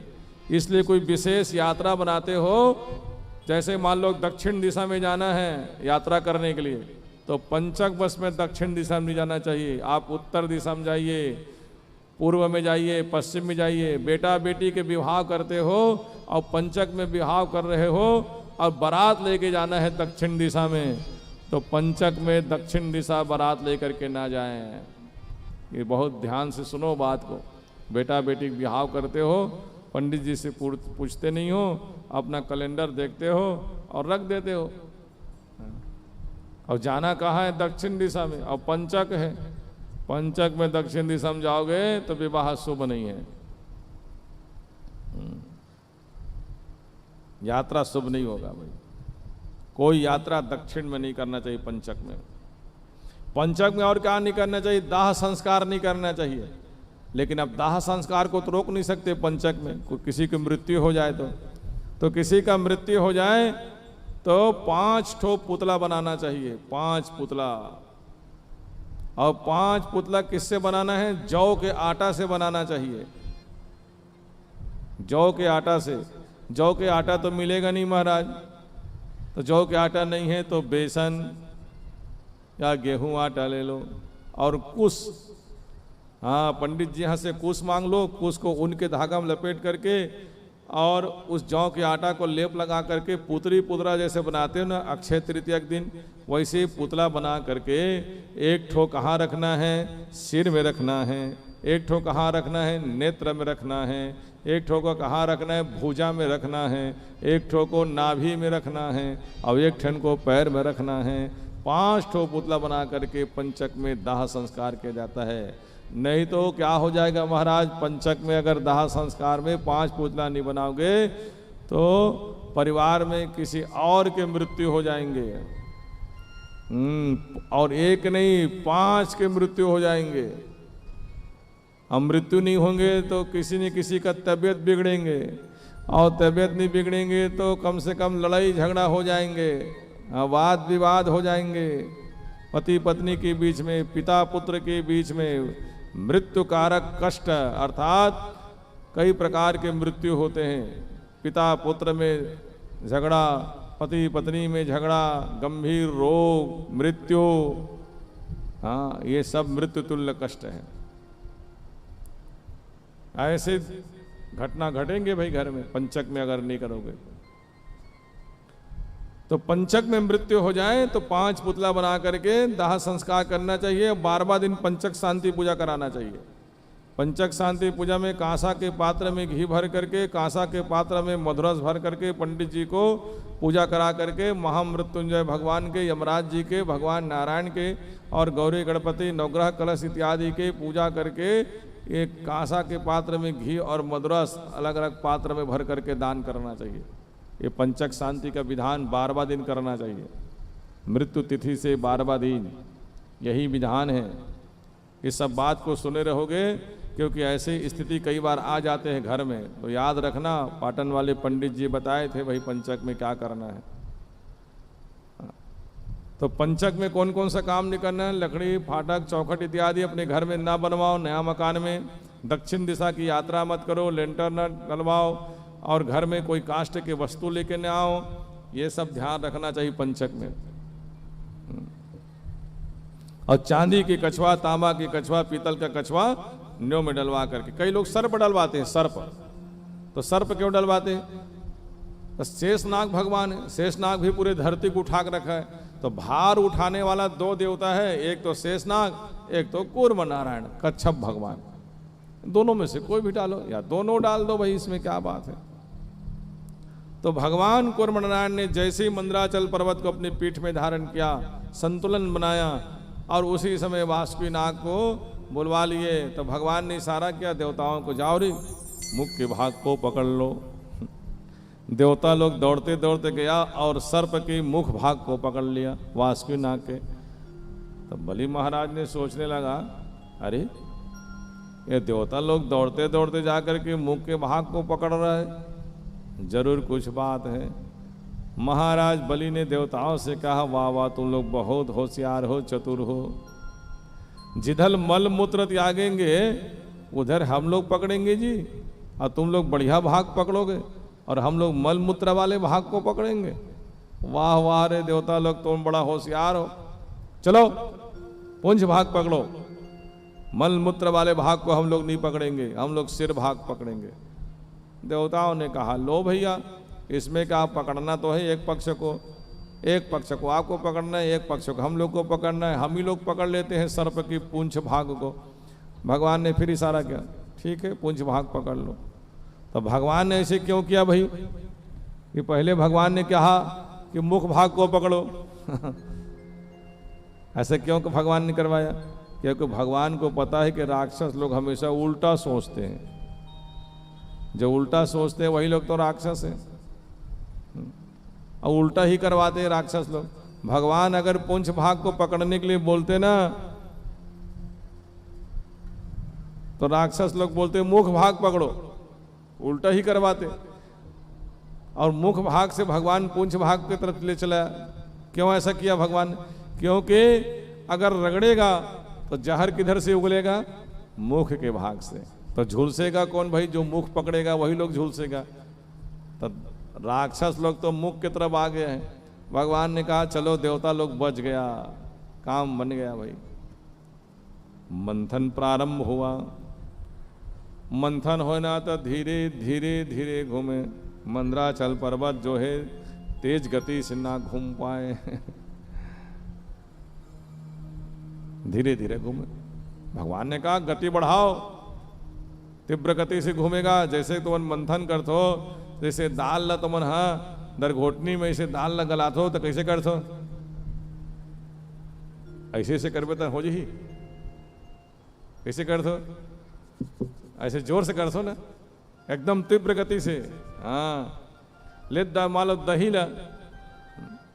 अब आजकल तो ज़्यादा मात्रा में दही नहीं हो, अब पहले हो वहाँ बड़े बड़े करसम रखे भाई, और खड़े होकर के मंथन करे। ऐसे ऐसे ऐसे ऐसे करे नहीं। अब वो कहाँ दूध दही महाराज, अब गाय च नहीं है तो कालक दूध दही। अब अहिरी गांव भले कोई पाले हो बात अलग है, अब शहर मन में तो कोई गाय पाले नहीं। अब शहर मन में सब कुकुर पाले धल गाय नहीं है। पहली जमाना में सब क्या करे, घर घर गाय रहा है। अब देखो ना तो शहर मन में घर घर कुकुर हो गए। हाँ। पहली गाय है बंधा रहा है और कुकुर है गली गली घूमे। अब उल्टा हो गया, गाय गली गली घूमती है, कुकुर बंधा गए। सब चीज उल्टा हो गया भाई। पहली व्यक्ति मन हम बैठ के खाना खाए, अब कल सब के सब खड़े हो खाना खाते नहीं। और पहली बार बिहाव हो तो बाहर ले नचकारी लाए, बाजा बाजा धर के, अब घर वाले मन बैठ के देखे नाचे तेल लाए। अब उल्टा हो गए, बाहर वाले मनाते और घरे वाले नाचते तेल देखते रहते है नहीं। भर भी हम उसने वैसे नहीं गए, घरे वाले मन नाचत जी, बाहर वाले मन आग देखते। और पहली नचकारी लाए बाहर से, घर वाले बैठे रहा है, हाँ बने नचकारी लाए तो देखत रहा है। अब उल्टा हो गए, अपने मन नाचत है, बाहर वाले मन देखा थे जी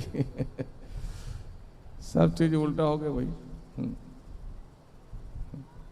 कुकु लबान दिस, गाय निकाल दिस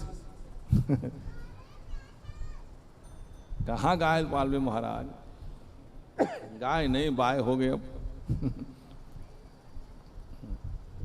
देखो गाय की सेवा करे से, अरे गाय चलो ठीक नहीं है तो अरे कम से कम एक फोटो तो लगाओ गाय के।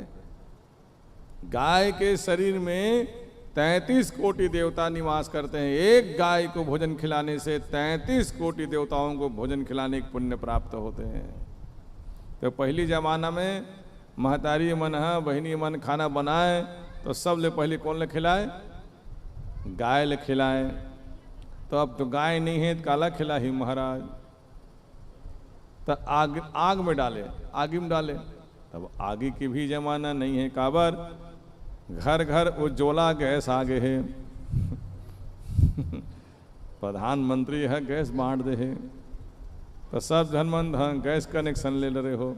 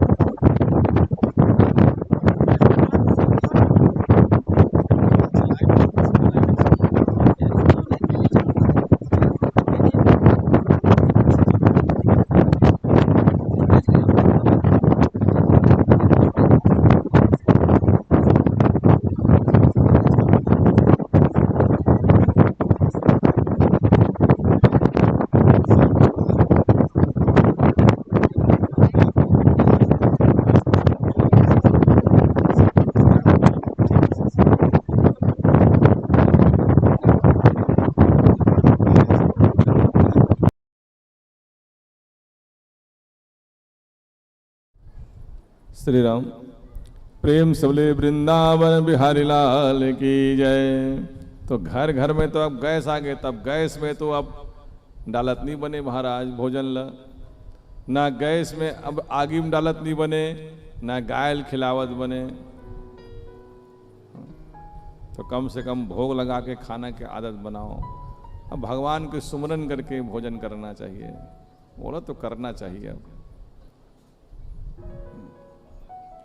तो गाय को भोजन खिलाने से 33 कोटि देवताओं को भोजन खिलाने की पुण्य प्राप्त होते हैं। गोपाल जी की तो मूर्ति रखते हो, लेकिन घर से गाय को बाहर निकाल दिए हो। और नाम ही भगवान के गोपाल। जहाँ गोपाल होते हैं वहाँ गाय होना चाहिए। तो गाय नहीं है तो कम से कम छोटी सी मूर्ति रखो गाय की, पीतल की, चांदी की, है ना, या फोटो लगा के रखो। उनके नित्य पूजा कीजिए गौ माता की।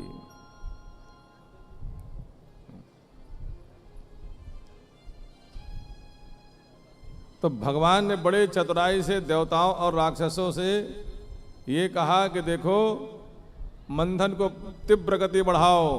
हाँ, तो धीरे धीरे धीरे मंथन हो रहा है, तीव्र गति बढ़ाओ न जी। तो देवताओं ने और राक्षसों ने कहा महाराज बड़ा भारी विशाल पर्वत है, ये मंथन नहीं हो पा रहा है, आप सहायता करो न प्रभु। तब भगवान ने अपने रूप को बढ़ाया। ओ ऐसा विशाल पर्वताकार भगवान ने शरीर को बढ़ाया। विशाल शरीर बना करके भगवान ने कहा ये दाहिना हाथ जो है देवता पक्ष की तरफ है और बायां हाथ जो है राक्षस लोगों के पक्ष की तरफ है। अब भगवान ही मंथन करना पड़ा। ये जोनी हाथ डहाल कौन दिस देवता मल्ल और देरी हाथ डहार मल्ल राक्षस लदीस। ते शुभ काम ला जोनी हाथ से करे जाते। अब तेरी हाथ कौन डहार गीस राक्षस कौन डहार के गीस। ते स्थिति भगवान के पाँव पर थो ना तो जोनी हाथ को हाँ प्रसाद लेते हो तो दाहिना हाथ का, और भोजन खाते हो तो दाहिना हाथ का प्रयोग करना चाहिए, क्योंकि ये देवताओं के पक्ष वाले हाथ है। राक्षसों के पक्ष को भगवान ने बाएं हाथ से।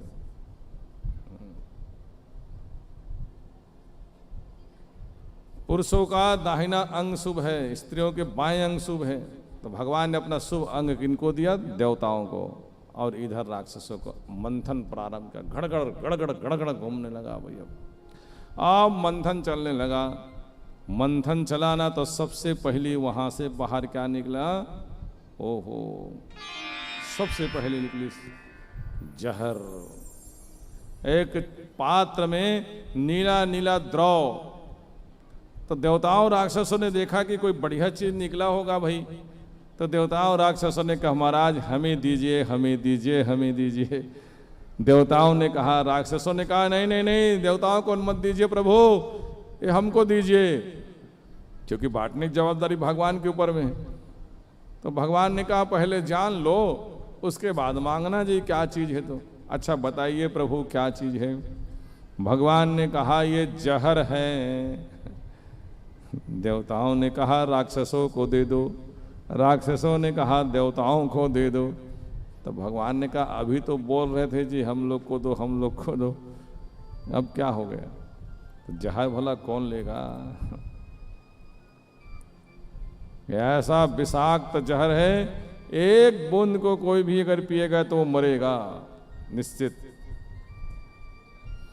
देवताओं राक्षसों ने कहा महाराज जी पहले क्यों नहीं बताए भाई, जहर निकलने वाला है अमृत के पहले कही के, फिर हम लोग मंथन ही नहीं करते।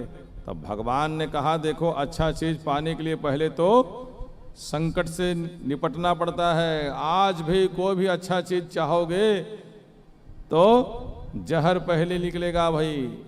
और जहर क्या है, जो संकट मुसीबत आते हैं उससे निपटना पड़ता है, चाहे कोई भी काम करके देख लो,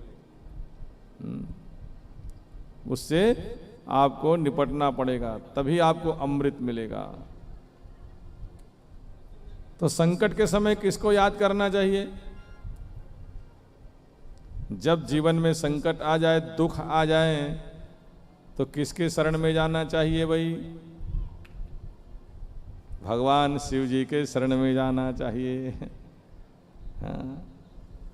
एक कथा को सुन करके आप सभी लोग जरूर इस बात को ध्यान में रखें। जब भी आपके जीवन में कोई दुख आ जाए, संकट आ जाए, तो किस भगवान के पास जाना चाहिए। भगवान शिव जी के पास जाना चाहिए। जप हो जाए, क्या करना है शिव जी के मंदिर में जा करके, जप हो जाए शंकर सतनामा, औ मोहि हृदय तुरत विश्रामा। रामचरितमानस ग्रंथ में गोस्वामी तुलसीदास जी ने क्या कहा, जप हो जाए शंकर सतनामा, हो ही हृदय तुरत विश्रामा। आहा, भगवान शिव जी इतना दयालु देवता है कि उनके शरण में जाओगे और जा करके क्या करना है, भगवान का सुंदर पूजा करो। एक ताम्र के कलश में जल लीजिए और भगवान शिव जी में उस जल को चढ़ा करके बेलपत्र अर्पण कीजिए और भगवान में चंदन लगाइए और बैठ करके कितने बार जपना है, जप हो जाए शंकर सतनामा। सतनामा मतलब 100 बार जपना है। हम लोग तो 108 बार जपते हैं महाराज। 8 ज़्यादा क्यों जपते हो, इसलिए जपते हो कि 100 बार में कोई गलती हो तो 8 अतिरिक्त कर ले रहे हो। कभी कभी जप में कोई गड़बड़ी हो जाए तो 8 ज़्यादा जपते हैं। हाँ, जपना तो 100 ही बार चाहिए, लेकिन 8 अतिरिक्त कर लेते हैं। कोई त्रुटि हो तो उसमें भरपाई हो जाए, इसलिए 108 करते हैं। तो जप हो जाए शंकर सतनामा, 7 बार जपना है, 100 बार जपना है। हनुमान जी के चालीसा में भी लिखा है, जो 7 बार पाठ कर जोई, अछूट ही बंदे महासुख होई। जो यह पढ़े हनुमान चालीसा, लिखा है नहीं हनुमान चालीसा में, जो 7 बार पाठ कर जोई, वहां भी लिखा है 7 बार। यानी हनुमान जी के अगर कोई 100 बार पाठ पढ़ता है हनुमान चालीसा तो उसे क्या फल मिलता है, छूट ही बंदे। कोई अगर बांध के रखा है आपको, क्योंकि कई लोग तंत्र मंत्र से बांधते हैं, जादू टोना से बांधते हैं। हाँ, कई लोग को शारीरिक पीड़ा, मानसिक पीड़ा, आर्थिक पीड़ा, कई प्रकार के पीड़ा से बांध देते हैं। तो ध्यान से सुनिए। हाँ, अपने घर में 100 बार हनुमान चालीसा का पाठ करवाइए। जो 7 बार पाठ कर जोई, जो 100 बार अपने घर में हनुमान जी की चालीसा का पाठ करवाएंगे, जिनके घर में लगता है कि जादू टोना भूत प्रेत पिशाच या किसी प्रकार की कोई चीज संकट मुसीबत है, तो कब चालू करना चाहिए? आज क्या बढ़िया दिन है, मंगलवार का दिन है भाई। हाँ, क्या और भगवान हनुमान जी की सुंदर कथा सुन रहे हो। मंगलवार को प्रारंभ करिए और शनिवार तक के 100 बार हनुमान जी का चालीसा पढ़िए। आप लोग नहीं पढ़ पाते हैं तो अपने पंडित पुरोहित को बुलाइए और बुला करके मंगलवार को संकल्प लीजिए कि संकट नाश के निमित्त मैं अपने आचार्य के द्वारा 100 बार हनुमान जी के चालीसा का पाठ करवा रहा हूँ। हे भगवान हनुमान जी, मेरे सारे संकट को आप दूर कीजिए। अपने पुरोहित महाराज से संकल्प लेकर के पुरोहित महाराज से निवेदन करना चाहिए, महाराज मोट डहाल ले 100 बार आप चालीसा पढ़ दो। तो पंडित जी जो है आपके नाम लेकर के 100 बार आपके घर में चालीसा पढ़ेंगे। कब? मंगलवार से चालू करना और शनिवार को, मंगलवार बुधवार गुरुवार शुक्रवार और शनिवार को, शनिवार के दिन जो है ये 100 बार चालीसा जब हो जाए तो उस दिन चालीसा से ही हवन करवाना चाहिए। हाँ, 40 लाइन के हैं और एक एक चौपाई में आप आहुति डलवाइए। पंडित जी जो है मंत्र पढ़ेंगे और आहुति डलवाइए। अब हनुमान जी के मंत्र से आहुति डलवाइए। इससे क्या फर्क पड़ेगा महाराज? जो 7 बार पाठ कर जो ये पाठ को करेगा तो क्या होगा? छूट ही बंदी। जो बंदी है मतलब किसी ने बांधा है आपको, आपके घर को बांध दिया है। कई लोग घर बंधन करवाते हैं। हाँ, हमारे घर में जादू टोना कर दिए महाराज जी। उन लोगों को ध्यान से सुनना है कथा को। अपने घर में ऐसा लगता है कि भूत प्रेत जादू तंत्र मंत्र इत्यादि किसी ने प्रयोग किया है तो ये काम करना चाहिए। और घर में 100 बार हनुमान जी की चालीसा पढ़ करके हनुमान जी के चौपाई से हवन करवाइए। छोट ही बंदे क्या होगा? महासुख होई। खाली सुख की बात नहीं कर रहा हूं, महासुख होई। आपके जीवन में महासुख की प्राप्ति होगी। हनुमान चालीसा करवाइए। अगर माता मनहा संकट से दूर होना चाहते तो उनको क्या करना चाहिए? जप हो जाए शंकर सतनामा। शंकर जी का 100 बार नाम जपना चाहिए। शिवालय में जाकर के शिव मंदिर जाइए और शिव मंदिर जाकर के माता बहिनी को क्या करना चाहिए? जप हो जाए शंकर सतनामा। शिव जी की पूजा करिए और शिव जी के प्रांगण में मंदिर में बैठ करके कितने बार जपना है? सतनामा। कौन सा मंत्र जपना है महाराज? नमः शिवाय, नमः शिवाय, नमः शिवाय, नमः शिवाय। पंचाक्षर मंत्र का जाप करिए। कितने बार? 100 बार जप करिए। क्या फल मिली महाराज? हो ही हृदय तुरत बेश्रामा। अगर किसी भी प्रकार के आपके हृदय में दुख है, तुरत हो ही हृदय तुरत बेश्रामा। कल परसों की बात नहीं कर रहे हम। इस मंत्र के जाप को 100 बार अगर कोई माता बहन या कोई भाई भी करता है तो उसे तत्काल उसे क्षण की फल की प्राप्ति होते हैं। कल परसों 1 घंटा 2 घंटा की बात नहीं, तुरंत फल मिलेगा। हो ही हृदय तुरंत विश्रामा। तुरंत विश्राम की प्राप्ति होते हैं।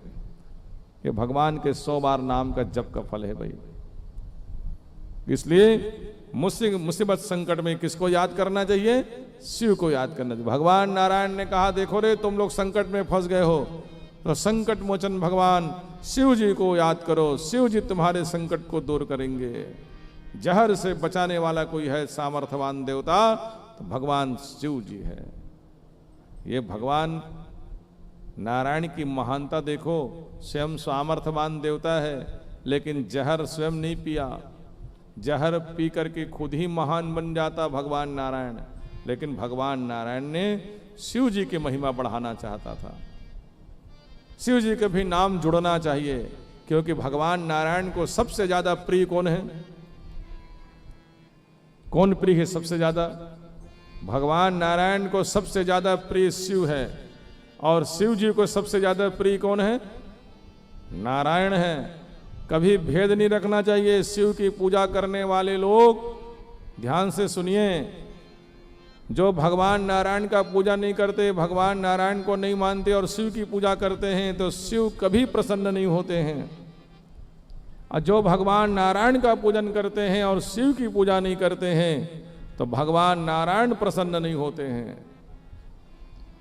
भगवान नारायण का पूजा करो तो शिव का भी पूजा करना चाहिए, और शिव की पूजा करो तो भगवान नारायण का भी पूजा करना चाहिए।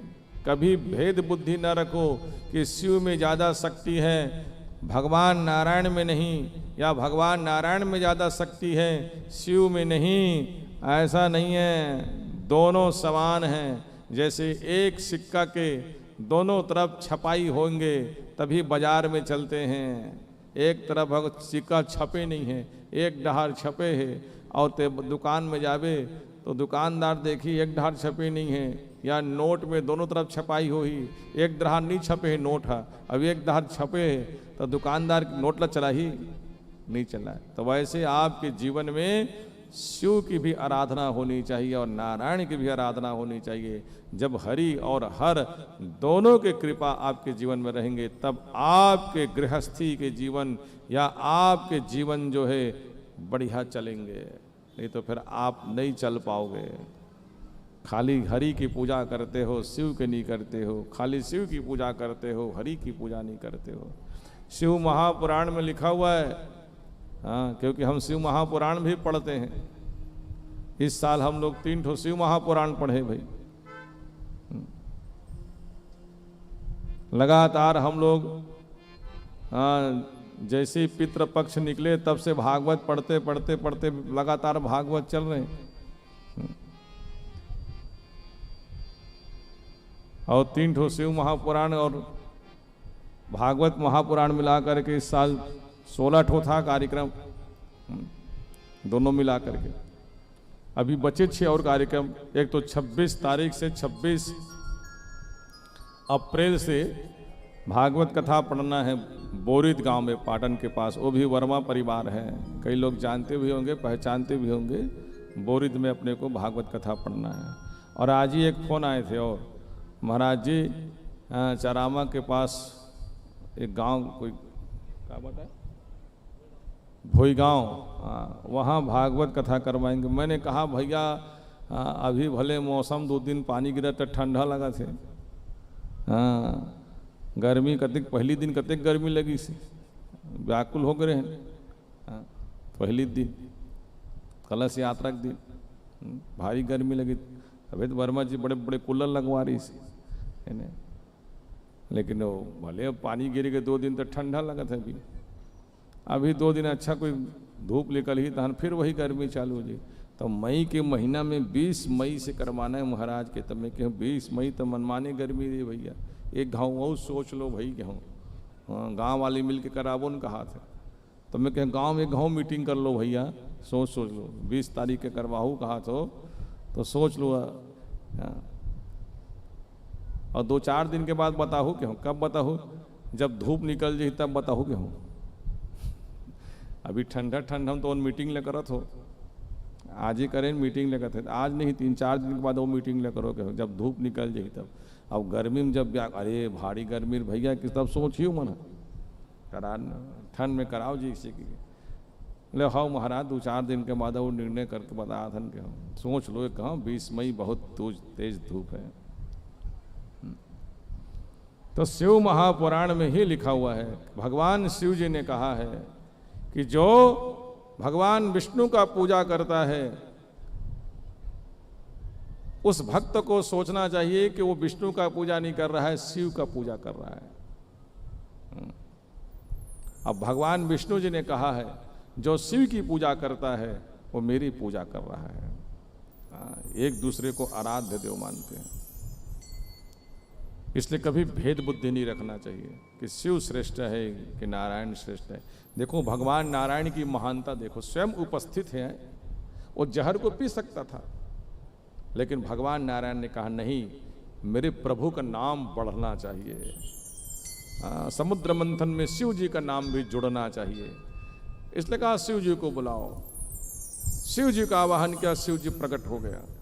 सब देवताओं राक्षसों ने भगवान शिव जी का आवाहन किया, शिव जी का प्रार्थना किया कि हे भगवान आइए आइए प्रभु। भगवान शिव जी जैसे ही प्रकट हुआ, शिव जी ने देवताओं राक्षसों से कहा क्या चाहते हो प्रभु, इस जहर से बचाइए। तो भगवान शिव जी मुस्कुराते हुए कहा मेरा प्रभु यहाँ स्वयं विद्यमान है और भगवान नारायण के रहते तक के मुझे बुलाने की जरूरत पड़ गया। तो देवताओं ने कहा प्रभु यही भगवान नारायण ने तो कहा है कि शिव जी को बुलाओ। शिव जी गदगद हो गया, वाह वाह प्रभु आप कितने दयालु हो। मैं समझ गया प्रभु, आप मेरा मान बढ़ाना चाहते हैं, जबकि इस जहर को पचाने की क्षमता आपके पास में भी है। लेकिन मैं समझ गया इस समुद्र मंथन में आप मेरा नाम जुड़वाना चाहते हैं। धन्य है प्रभु आप। लेकिन शिव जी ने देवताओं राक्षसों से कहा देखो इस जहर को पचाने की क्षमता ना भगवान के नाम में है। जो प्रभु यहाँ उपस्थित है ना, उस प्रभु के नाम में ही वो शक्ति है जहर को पचाने की। देखो इस जहर का पान मैं करूंगा तो प्रभु का नाम लेकर के जहर पान करूंगा, जहर मेरा कुछ नहीं बिगाड़ेगा। नाम प्रसाद संभोज विनाशी, साजय मंगल मंगल राशि। भगवान शिव जी अविनाशी देवता है, महाकाल कहते हो। तो शिव जी से भक्तों ने पूछा प्रभु आप अविनाशी कैसे बन गए हो, आप काल के भी महाकाल बन गए हो, क्या ऐसे गुण हैं आप में भाई, ऐसे शक्ति कहाँ से पाते हो आप। तो भगवान शिव जी ने क्या कहा, नाम प्रसाद, ये नाम का प्रभाव है। तो शिव जी से सभी भक्तों ने पूछा आप भी किसी का नाम लेते हैं। तो भगवान शिव जी ने कहा हाँ मेरा भी कोई भगवान है। तो कौन है आपका भगवान। तो शिव जी ने कहा मेरा भगवान नारायण है, मैं उनका दिन रात नाम जपता हूँ। नाम प्रसाद संभोज विनाशी और साजय मंगल मंगल राशि। मैं मंगलमय देवता बना हूँ तो ये प्रभु का नाम का ही जप का फल है। मैं नाम जपता हूँ भगवान शिव जी का। शिव जी ने कहा, भगवान शिव जी ने कहा मैं नारायण नाम जपता हूँ, इसका फल है। और आज मैं नारायण नाम जप करके ही जहर का पान करूंगा, जहर मेरा कुछ नहीं बिगाड़ेगा। देखो भगवान नारायण ने शिव जी की महिमा बढ़ाया और शिव जी भगवान नारायण की महिमा बढ़ा दिया। एक दूसरे की महिमा बढ़ा रहे भाई। शिव कहता है नारायण श्रेष्ठ है और नारायण कहता है जहर को पचाने की क्षमता शिव जी में, इसलिए शिव श्रेष्ठ है। इसलिए दोनों महान बन गए और हम ही श्रेष्ठ हैं। ऐसे बोलते इसलिए छोटे हो जाते हैं। शिव कहता है नारायण श्रेष्ठ है, नारायण कहता है शिव श्रेष्ठ है। इसलिए देखो जहर का पान किया तो शिव जी ने भगवान नारायण का नाम लिया और वही नारायण भगवान जब रावण को मारने के लिए लंका में चढ़ाई किया तो किस भगवान की पूजा किया, किस भगवान की पूजा किया भाई, शिव जी की पूजा की, रामेश्वर की पूजा की ना। इसलिए आज भी नियम है रावण को मारने के पहले किस भगवान का दर्शन करना चाहिए, भगवान शिव जी का दर्शन करना चाहिए। विजयादशमी दिन, विजयादशमी के दिन आप लोग जाके देखना कैलेंडर में लिखा रहता है नीलकंठ दर्शन। भगवान नीलकंठ का दर्शन करना चाहिए। हाँ नीलकंठ दर्शन लिखा रहता है। तो लोग पक्षी देखते हैं तो चलो ठीक है, पक्षी में भी अगर भगवान शिव जी के रूप देखते हो तो ठीक है, लेकिन वास्तव में नीलकंठ दर्शन करना का मतलब क्या समझते हो, शिव जी के दर्शन करने के लिए विजयादशमी के दिन अवश्य जाना चाहिए। नीलकंठ दर्शन मतलब क्यों? क्योंकि आपको रावण मारना है तो शिव की आशीर्वाद आवश्यक है, क्योंकि राम जी ने शिव जी की पूजा करके ही रावण को मारा, और आपको भी रावण मारने के लिए रावण भाटा जाना है तो पहले शिव की पूजा कीजिए। इसलिए नीलकंठ दर्शन लिखा रहता है, नीलकंठ का दर्शन कीजिए। और नीलकंठ भगवान के जब आशीर्वाद मिलेंगे तभी आप दुर्दांत राक्षस रावण को मार पाओगे। लेकिन रावण को मारने की क्षमता जब तक शिव की आशीर्वाद नहीं मिलेगा तब तक नहीं मार सकते। जब राम जैसे सामर्थ्यवान देवता भी शिव की आशीर्वाद से ही रावण को मारा, तो हम जैसे साधारण जीव भला क्या रावण को मार पाएंगे। लेकिन जब शिव की कृपा होते हैं ना, तभी रावण मरता है। इसलिए विजयादशमी के दिन नीलकंठ का दर्शन करना चाहिए, शिव जी का दर्शन करना चाहिए। भगवान शिव जी ने भगवान नारायण का नाम स्मरण किया और जहर को जैसे पिया, जहर को भगवान का नाम लिया, नाम प्रसाद शंभुज अविनाशी। भगवान शंभु अविनाशी ने जहर को पिया और जहर को कहाँ रोक दिया? कंठ में रोक दिया। कंठ में रोका इसलिए भगवान का कंठ जो है नीला पड़ गया। कंठ नीला पड़ा तो भगवान का नाम पड़ गया नीलकंठ, इसलिए भगवान को नीलकंठ कहते हैं। क्योंकि नारायण भगवान ने संकट के समय उसी नीलकंठ भगवान का स्मरण किया। हाँ, और वही राम जी भी जब संकट में फंसा तो नीलकंठ का ही स्मरण किया है रावण को मारने के पहले, और यहाँ भी मुसीबत में नीलकंठ का स्मरण किया। तो संकट से दूर करने के लिए भगवान नीलकंठ का स्मरण करना चाहिए। संकट दूर करते भगवान नीलकंठ। कंठ नीला पड़ गया तो लोगों ने कहा, प्रभु आप जहर को पेट के अंदर क्यों नहीं ले जा रहे हो? तो भगवान शिव जी ने फिर वही बात बोला, अरे मैं तो पहले ही बोला हूं कि जहर को पचाने की क्षमता शिव में नहीं है, तो किसमें है? भगवान के नाम में है। और नाम कहाँ से निकलता है? कंठ से निकलता है। तो जहाँ मेरा भगवान वास करते हैं, मेरा भगवान जहाँ ठहरते हैं, तो कंठ में ही भगवान बसा है। तो जहाँ भगवान बसा है मैं वहीं जहर को रखूँगा, तो जहर मेरा कुछ नहीं बिगाड़ेगा।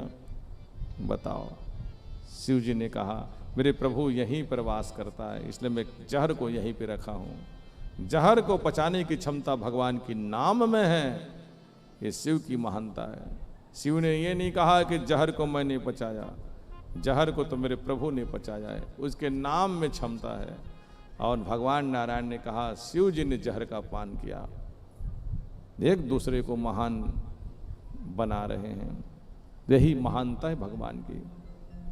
इसलिए भगवान महादेव और भगवान नारायण, हाँ, दोनों महान देवता हो गए। जहर को रोक लिया कंठ में, कंठ नीला पड़ गया। सब देवताओं ने और राक्षसों ने भगवान शिव जी का जय जयकार करने लगा, जय हो जय हो जय हो जय हो भगवान, जय हो जय हो। सब स्तुति गान करने लगा। कर्पूर गौरम करुणावतारम संसार सारम भुजगेन्द्रहारम सदा वसंतम हृदयारविंदे भवम भवानी सहितं नमामि, भवं भवानी सहितं नमामि। भगवान का सुंदर जय जयकार होने लगा। सब लोग जय जयकार करने लगे भगवान का।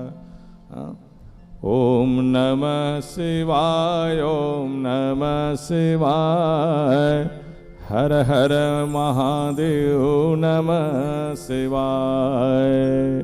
ओम नमः शिवाय, ओम नमः शिवाय, हर हर महादेव नमः शिवाय। सब देवताओं ने भगवान का सुंदर जय जयकार करने लगा कि हे भगवान, हर हर महादेव, हर हर महादेव। चारों तरफ गुंजायमान होने लगा। सब लोग दोनों हाथ उठा करके जय जयकार करिए। नमः पार्वती पतिये हर हर हर महादेव शंभो। भगवान शिव जी का जय जयकार हुआ। भगवान शिव जी जहर पान करके अंतर ध्यान हो गए। भाई जहर से संकट से तो बच गया, अब फिर मंथन हुआ। जहर का पान किया। नाम प्रभाव जान शिवनी को, कालकोट फल दिन यमी को। कालकोट जैसे जहर को भी पी करके अमृत बना लिया। नाम पड़ गया नीलकंठ, क्योंकि नीला नीला जहर को रोका इसलिए कंठ नीला पड़ा, नीलकंठ नाम पड़ा भगवान का।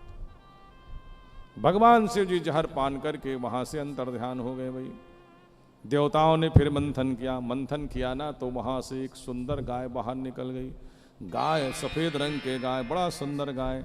देवता राक्षस मन पूछिस महाराज, ये बड़ा सुंदर गाय है, एकर का विशेषता है महाराज जी? अरे ये साधारण गाय नहीं है, ये साधारण धेनु नहीं है। तो कौन सा धेनु प्रभु? कामधेनु है। कामधेनु मतलब जो काम ना करो वो धेनु फल देने वाली हो, वो है कामधेनु। वाह, ये तो बहुत बढ़िया है कि हर फल को देने वाली। अरे जो मांगो, अरे कामना तो करो, ये फल देने वाली गाय है। बहुत बढ़िया गाय महाराज। देवताओं राक्षसों ने कहा राक्षस को देंगे या देवताओं को देंगे महाराज जी? बांटने की जवाबदारी भगवान के पास में। तो भगवान ने कहा ना देवता लोग रखो ना राक्षस लोग रखो, ना देवता ना राक्षस, तो किनको दोगे महाराज? अरे देखो रे, मेहनत का पहली फल अपने पास नहीं रखना चाहिए। आज भी देखो पहली बार मुनगा फरते ना तो नहीं खाना चाहिए। कौन ले देना चाहिए? महाराज मल्ला दान करना चाहिए। पहली गांव मुनगा फरते था, हाँ जा महाराज घर देख आवे 4-5 ठन काड़ी तोड़ के पहली फरे। पहली गांव आमा फर गए तो कम से कम 5-10 ठन ला महाराज घर दे के आना चाहिए। पहली घाव मान लो पपीता फर गए तो महाराज घर दान करना चाहिए। काबर भाई? तो भगवान ने दान करवाई। देख यहाँ भगवान कहते तो हर मेहनत के पहली फल है अच्छा वाला, वो जहर तो खराब रही से तो अच्छा निकले था। इला अपन पास मत रखो, दान करो। दान करेंगे महाराज? हाँ, गाय का दान कर दो। गाय का दान करने का बहुत पुण्य मिलता है, तुम लोगों का काम बनेगा। गाय का दान करो। गाय का दान करने से काम बनता है। देवताओं राक्षस ने कहा किनको दान करेंगे? अरे ब्राह्मण लोग को दान करेंगे। तो ब्राह्मण कौन है? तो कहे ब्राह्मण की मुखिया अभी जमदग्नि महात्मा हैं, तो जमदग्नि जी को बुला जाओ। ब्राह्मणों का मुखिया था, जमदग्नि महात्मा आ गया। जमदग्नि महात्मा के बढ़िया प्रणाम करके राक्षस देवताओं ने कहा महाराज जी हम लोग गाय का दान करना चाहते हैं। जमदग्नि कहे गाय का दान? कौन सा गाय का भाई? के कामधेनु गाय। वाह, एकदम खुश हो गए जमदग्नि जी, कामधेनु जैसे गाय, वाह वाह वाह वाह। कहे संकल्प किया और जमदग्नि जी को कामधेनु गाय का दान कर दिया। जमदग्नि महाराज बड़ा खुश होकर कहा जाओ आशीर्वाद है ब्राह्मण का, आप लोगों का काम बनेगा। खुश हो गए देवता राक्षस, कामधेनु गाय लेके आ गया। फिर मंथन हुआ। एक सफेद घोड़ा बाहर निकला वहां समुद्र मंथन से। गुनती लगाते जाना, पहली क्या निकला भाई? 14 ठो चीज निकलेगा। मैं एक ठो चीज को बता रहा हूं। पहली क्या निकला? जहर। दूसरा नंबर में क्या निकला? कामधेनु गाय। तीसरे नंबर में निकला सफेद घोड़ा। वो घोड़ा का नाम था उच्च श्रवा घोड़ा। इसकी क्या विशेषता महाराज? ये जल में, थल में और नभ में समान गति से दौड़ता है जी। ओहो, थल में जितना दौड़ता है उतना ही पानी में तैरता है और उतना ही गति से आकाश में उड़ता है। कि ओहो, बड़ा अद्भुत घोड़ा है। और इतनी तीव्र गति से कि संसार के कोई घोड़ा इनके गति की बराबरी नहीं कर सकता, ऐसा घोड़ा है। तो ये घोड़ा किनको दोगे महाराज जी? भगवान ने कहा राक्षसों को दे दिया जाए। महाराज बलि राक्षस लोगों के राजा है, बलि को दे दिया जाए। बलि महाराज एकदम खुश हो गए, वाह वाह वाह, भगवान बहुत बढ़िया बांटते भाई की। खुश हो गया, उच्चश्रवा घोड़ा पाया। तो फिर मंथन हुआ। एक सफेद हाथी, श्वेत रंग के हाथी बाहर निकल गए। एकर का विशेषता है महाराज जी? अरे जो घोड़ा का विशेषता वो हाथी का विशेषता। थल में, जल में, नभ में समान गति से ये हाथी चलता उड़ता है। ये हाथी किनको दोगे? तो अब एक ठो तो राक्षस लोग रख लिए हो, तब अब देवता लोग को दे दिया जाए। तो देवताओं के राजा कौन है, देवताओं के मुखिया कौन है? इंद्र है। तो इंद्र को दे दिया गया ऐरावत हाथी। फिर मंथन हुआ। अब मंथन हुआ ना, तो वहां से क्या निकला? एक मणि, चमकीला मणि, कौस्तुभ नाम के मणि। वो मणि अत्यंत सुंदर कि मणि ले देख करके देवता राक्षसों ने कहा बहुत सुंदर मणि है महाराज जी, इसकी क्या विशेषता है? देखो विशेषता बताया। क्या विशेषता? कि जो मणि को धारण करेगा ना, इस मणि को जो पहनेगा उसको कभी चिंता नहीं होगी। ओहो, देवताओं राक्षस ने कहा इतना बढ़िया मणि, जो इनको पहनेगा उनको कभी चिंता नहीं होने वाली। भाई ये मणि हमको चाहिए महाराज। भगवान ने कहा बांटने की जवाबदारी मेरे को दिए हो क्या? तो किनको दोगे? तो भगवान ने कहा देखो, जहर निकला शिव जी ले गया, गाय दान कर दिए हो, और एक ठो घोड़ा राक्षस लोग रखे हो, अब एक हाथी देवता लोग रखे हो। तो भगवान ने कहा मेहनत तो मैं भी कर रहा हूं का श्रम तो मैं भी कर रहा हूं। हाँ? और वास्तव में देखा जाए तो भगवान ही मेहनत कर रहा है। क्यों? दाहिना हाथ से देवताओं के पक्ष पकड़ा है, अब बायां हाथ से राक्षसों के पक्ष पकड़ा है। तो भगवान ही तो मेहनत कर रहा है। वास्तव में देखा जाए तो भगवान ही मंथन कर रहे हैं। तो भगवान ने कहा कि मेहनत तो मैं भी कर रहा हूं, तो एक चीज मैं रख लेता हूं। अब भला कौन कहे कि मत रखो? रख लो महाराज। इसकी विशेषता क्या है? चिंता कभी नहीं होगी जो इनको धारण करेगा। तो भगवान के पास में मणि है। हाँ, कौन सा मणि है? कौस्तुभ मणि। इसलिए भगवान के जब स्तुति करते हैं भक्त लोग क्या बोलते हैं?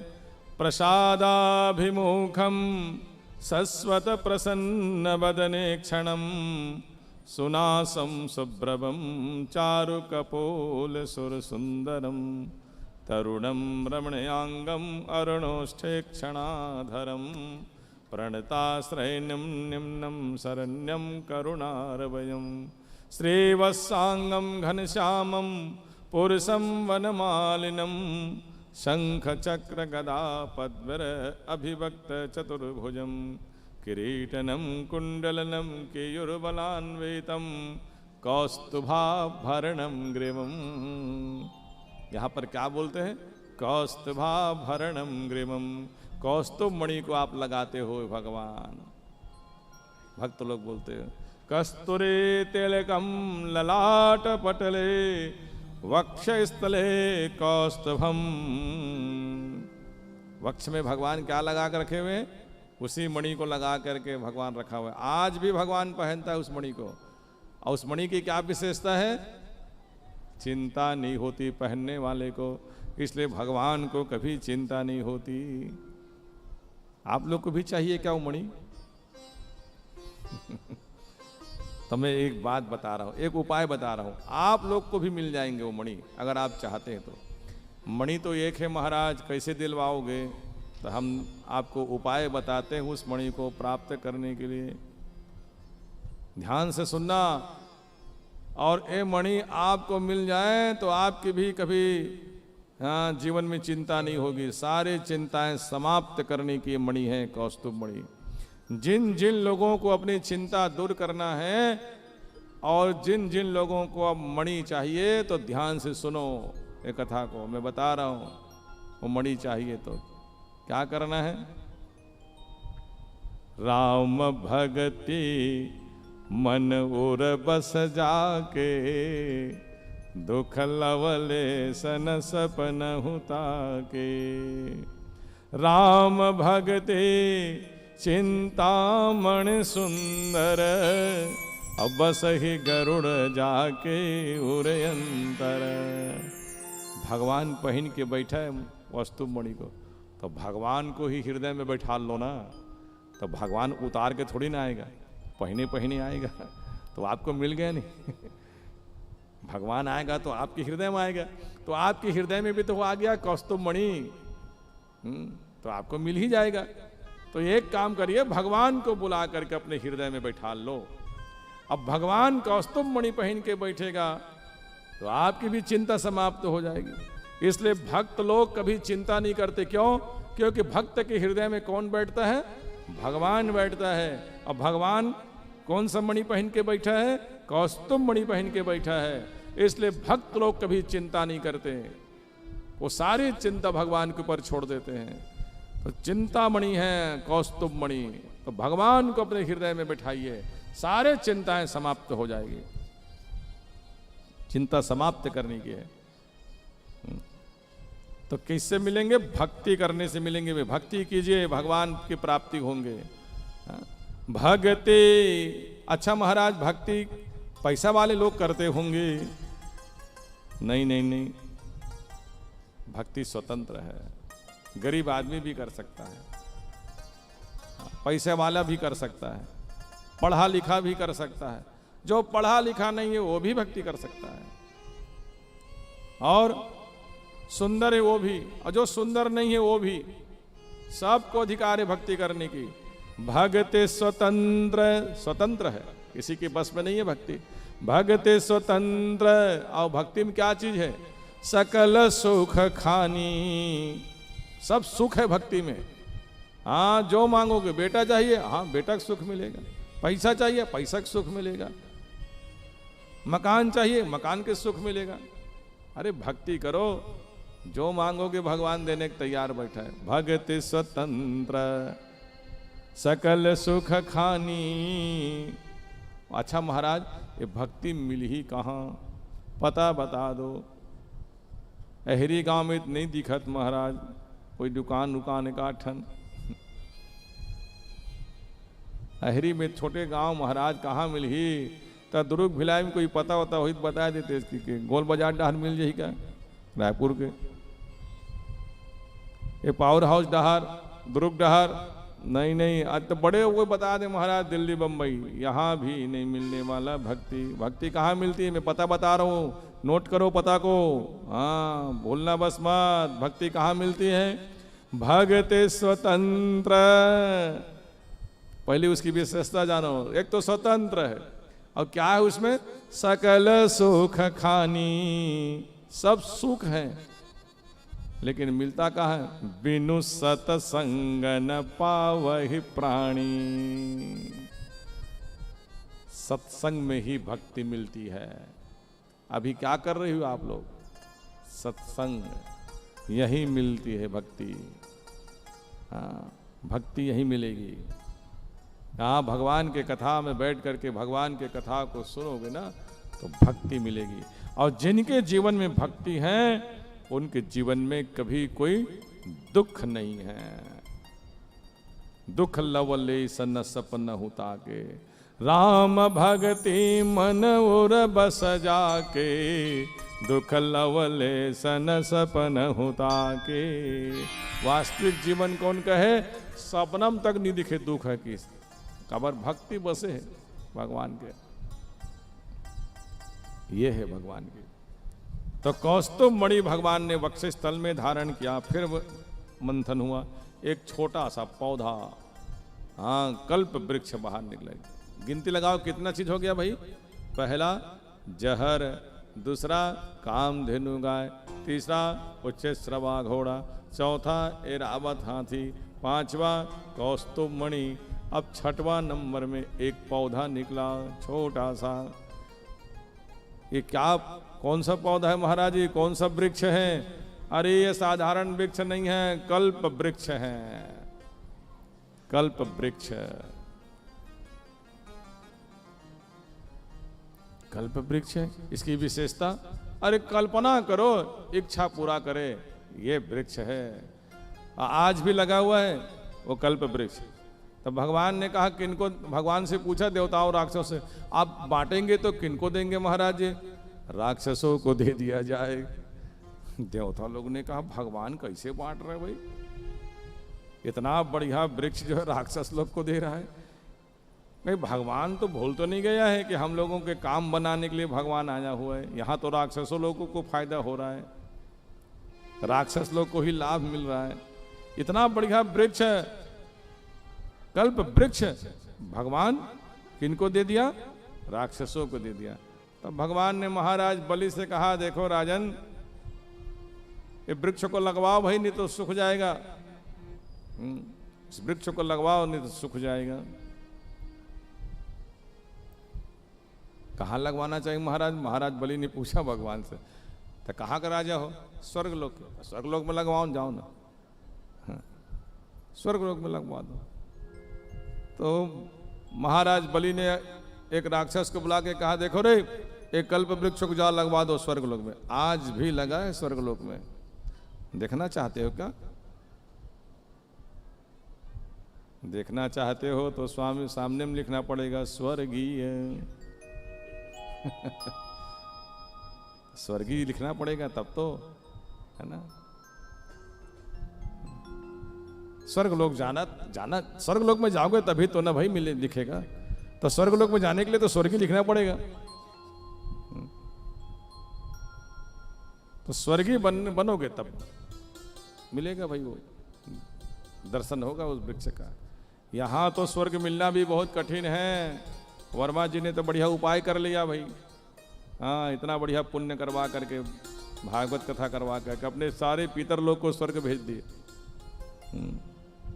अपने पिताजी और माँ को, माता पिता तो आज इतने गदगद होंगे वर्मा जी के कारण से कि वाह वाह बेटा, क्या बढ़िया भागवत कथा करवा करके हमारा उद्धार कर दिए।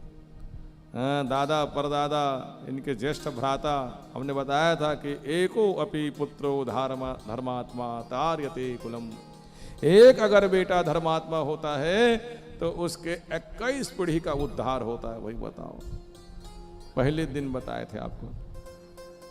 7 पीढ़ी पिता पक्ष का, 7 पीढ़ी माता पक्ष के, मतलब नाना जी, बूढ़ा नाना जी, नाना नानी, बूढ़ा नाना नानी, ऊपर के 7 पीढ़ी, और 7 पीढ़ी ससुराल पक्ष के भाई।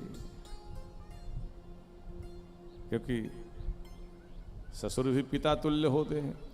और साथ में कौन बैठी हुई? दीदी तो साथ में बैठी है ना भाई, वर्मा जी के साथ में।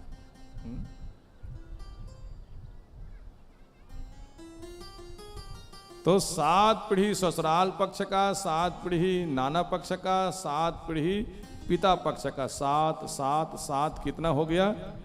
21 पीढ़ी का उद्धार होते। एको अपि पुत्रो धर्मात्मा, एको भी पुत्रो धर्मात्मा। थोड़ा एको बढ़ गया, अच्छा थोड़ा सा झंझनाट है। एको अपि पुत्रो धर्मात्मा, थोड़ा बढ़ाओ, एको को हल्का से बढ़ा के, साउंड बढ़ा, लेकिन बढ़ा के थोड़ा सा। एको अपि, और थोड़ा कम कर झंझनाट। हाँ, मोर तरफ करके, वो डाल नहीं, मोर तरफ ले। एको अपि पुत्रो धर्मात्मा तारते कुलम। पहले पूरा साउंड है। अच्छा, प्रेम से बोले वृंदावन बिहारी लाल की जय। हाँ, उधर के देख ले अपने हिसाब से, है ना। ये तरह मत कर भी, है ना। एको अपि पुत्रो धर्मात्मा तार्यते कुलम। एक धर्मात्मा बेटा होता है, पूरे कुल का उद्धार करता है। आज पितर लोग इतने गदगद होंगे वर्मा जी के इस कार्य से। ये सब के सब स्वर्गलोक में उत्तम गति प्राप्त करेंगे। कभी कभी कोई पितर लोग जो है अपने किसी कार्य के वजह से नरक में भी गिर जाता है, तो बेटा जो है अपने पिता को, दादा को, परदादा को नरक से स्वर्ग में ले जा सकता है। इसलिए बेटा उत्पन्न किया जाता है। बेटा क्यों पैदा करते हो? मुझे बेटा चाहिए महाराज जी, मुझे नाती चाहिए महाराज जी। क्यों कहते हो? क्योंकि जो मैं नहीं कर पाया मेरा बेटा करेगा, मेरा नाती करेगा। हो सकता है वो धर्मात्मा हो जाए। इसलिए आज वर्मा जी ने जो भागवत कथा करवाया, इससे पितर लोग गदगद होंगे। क्यों? अरे हमारे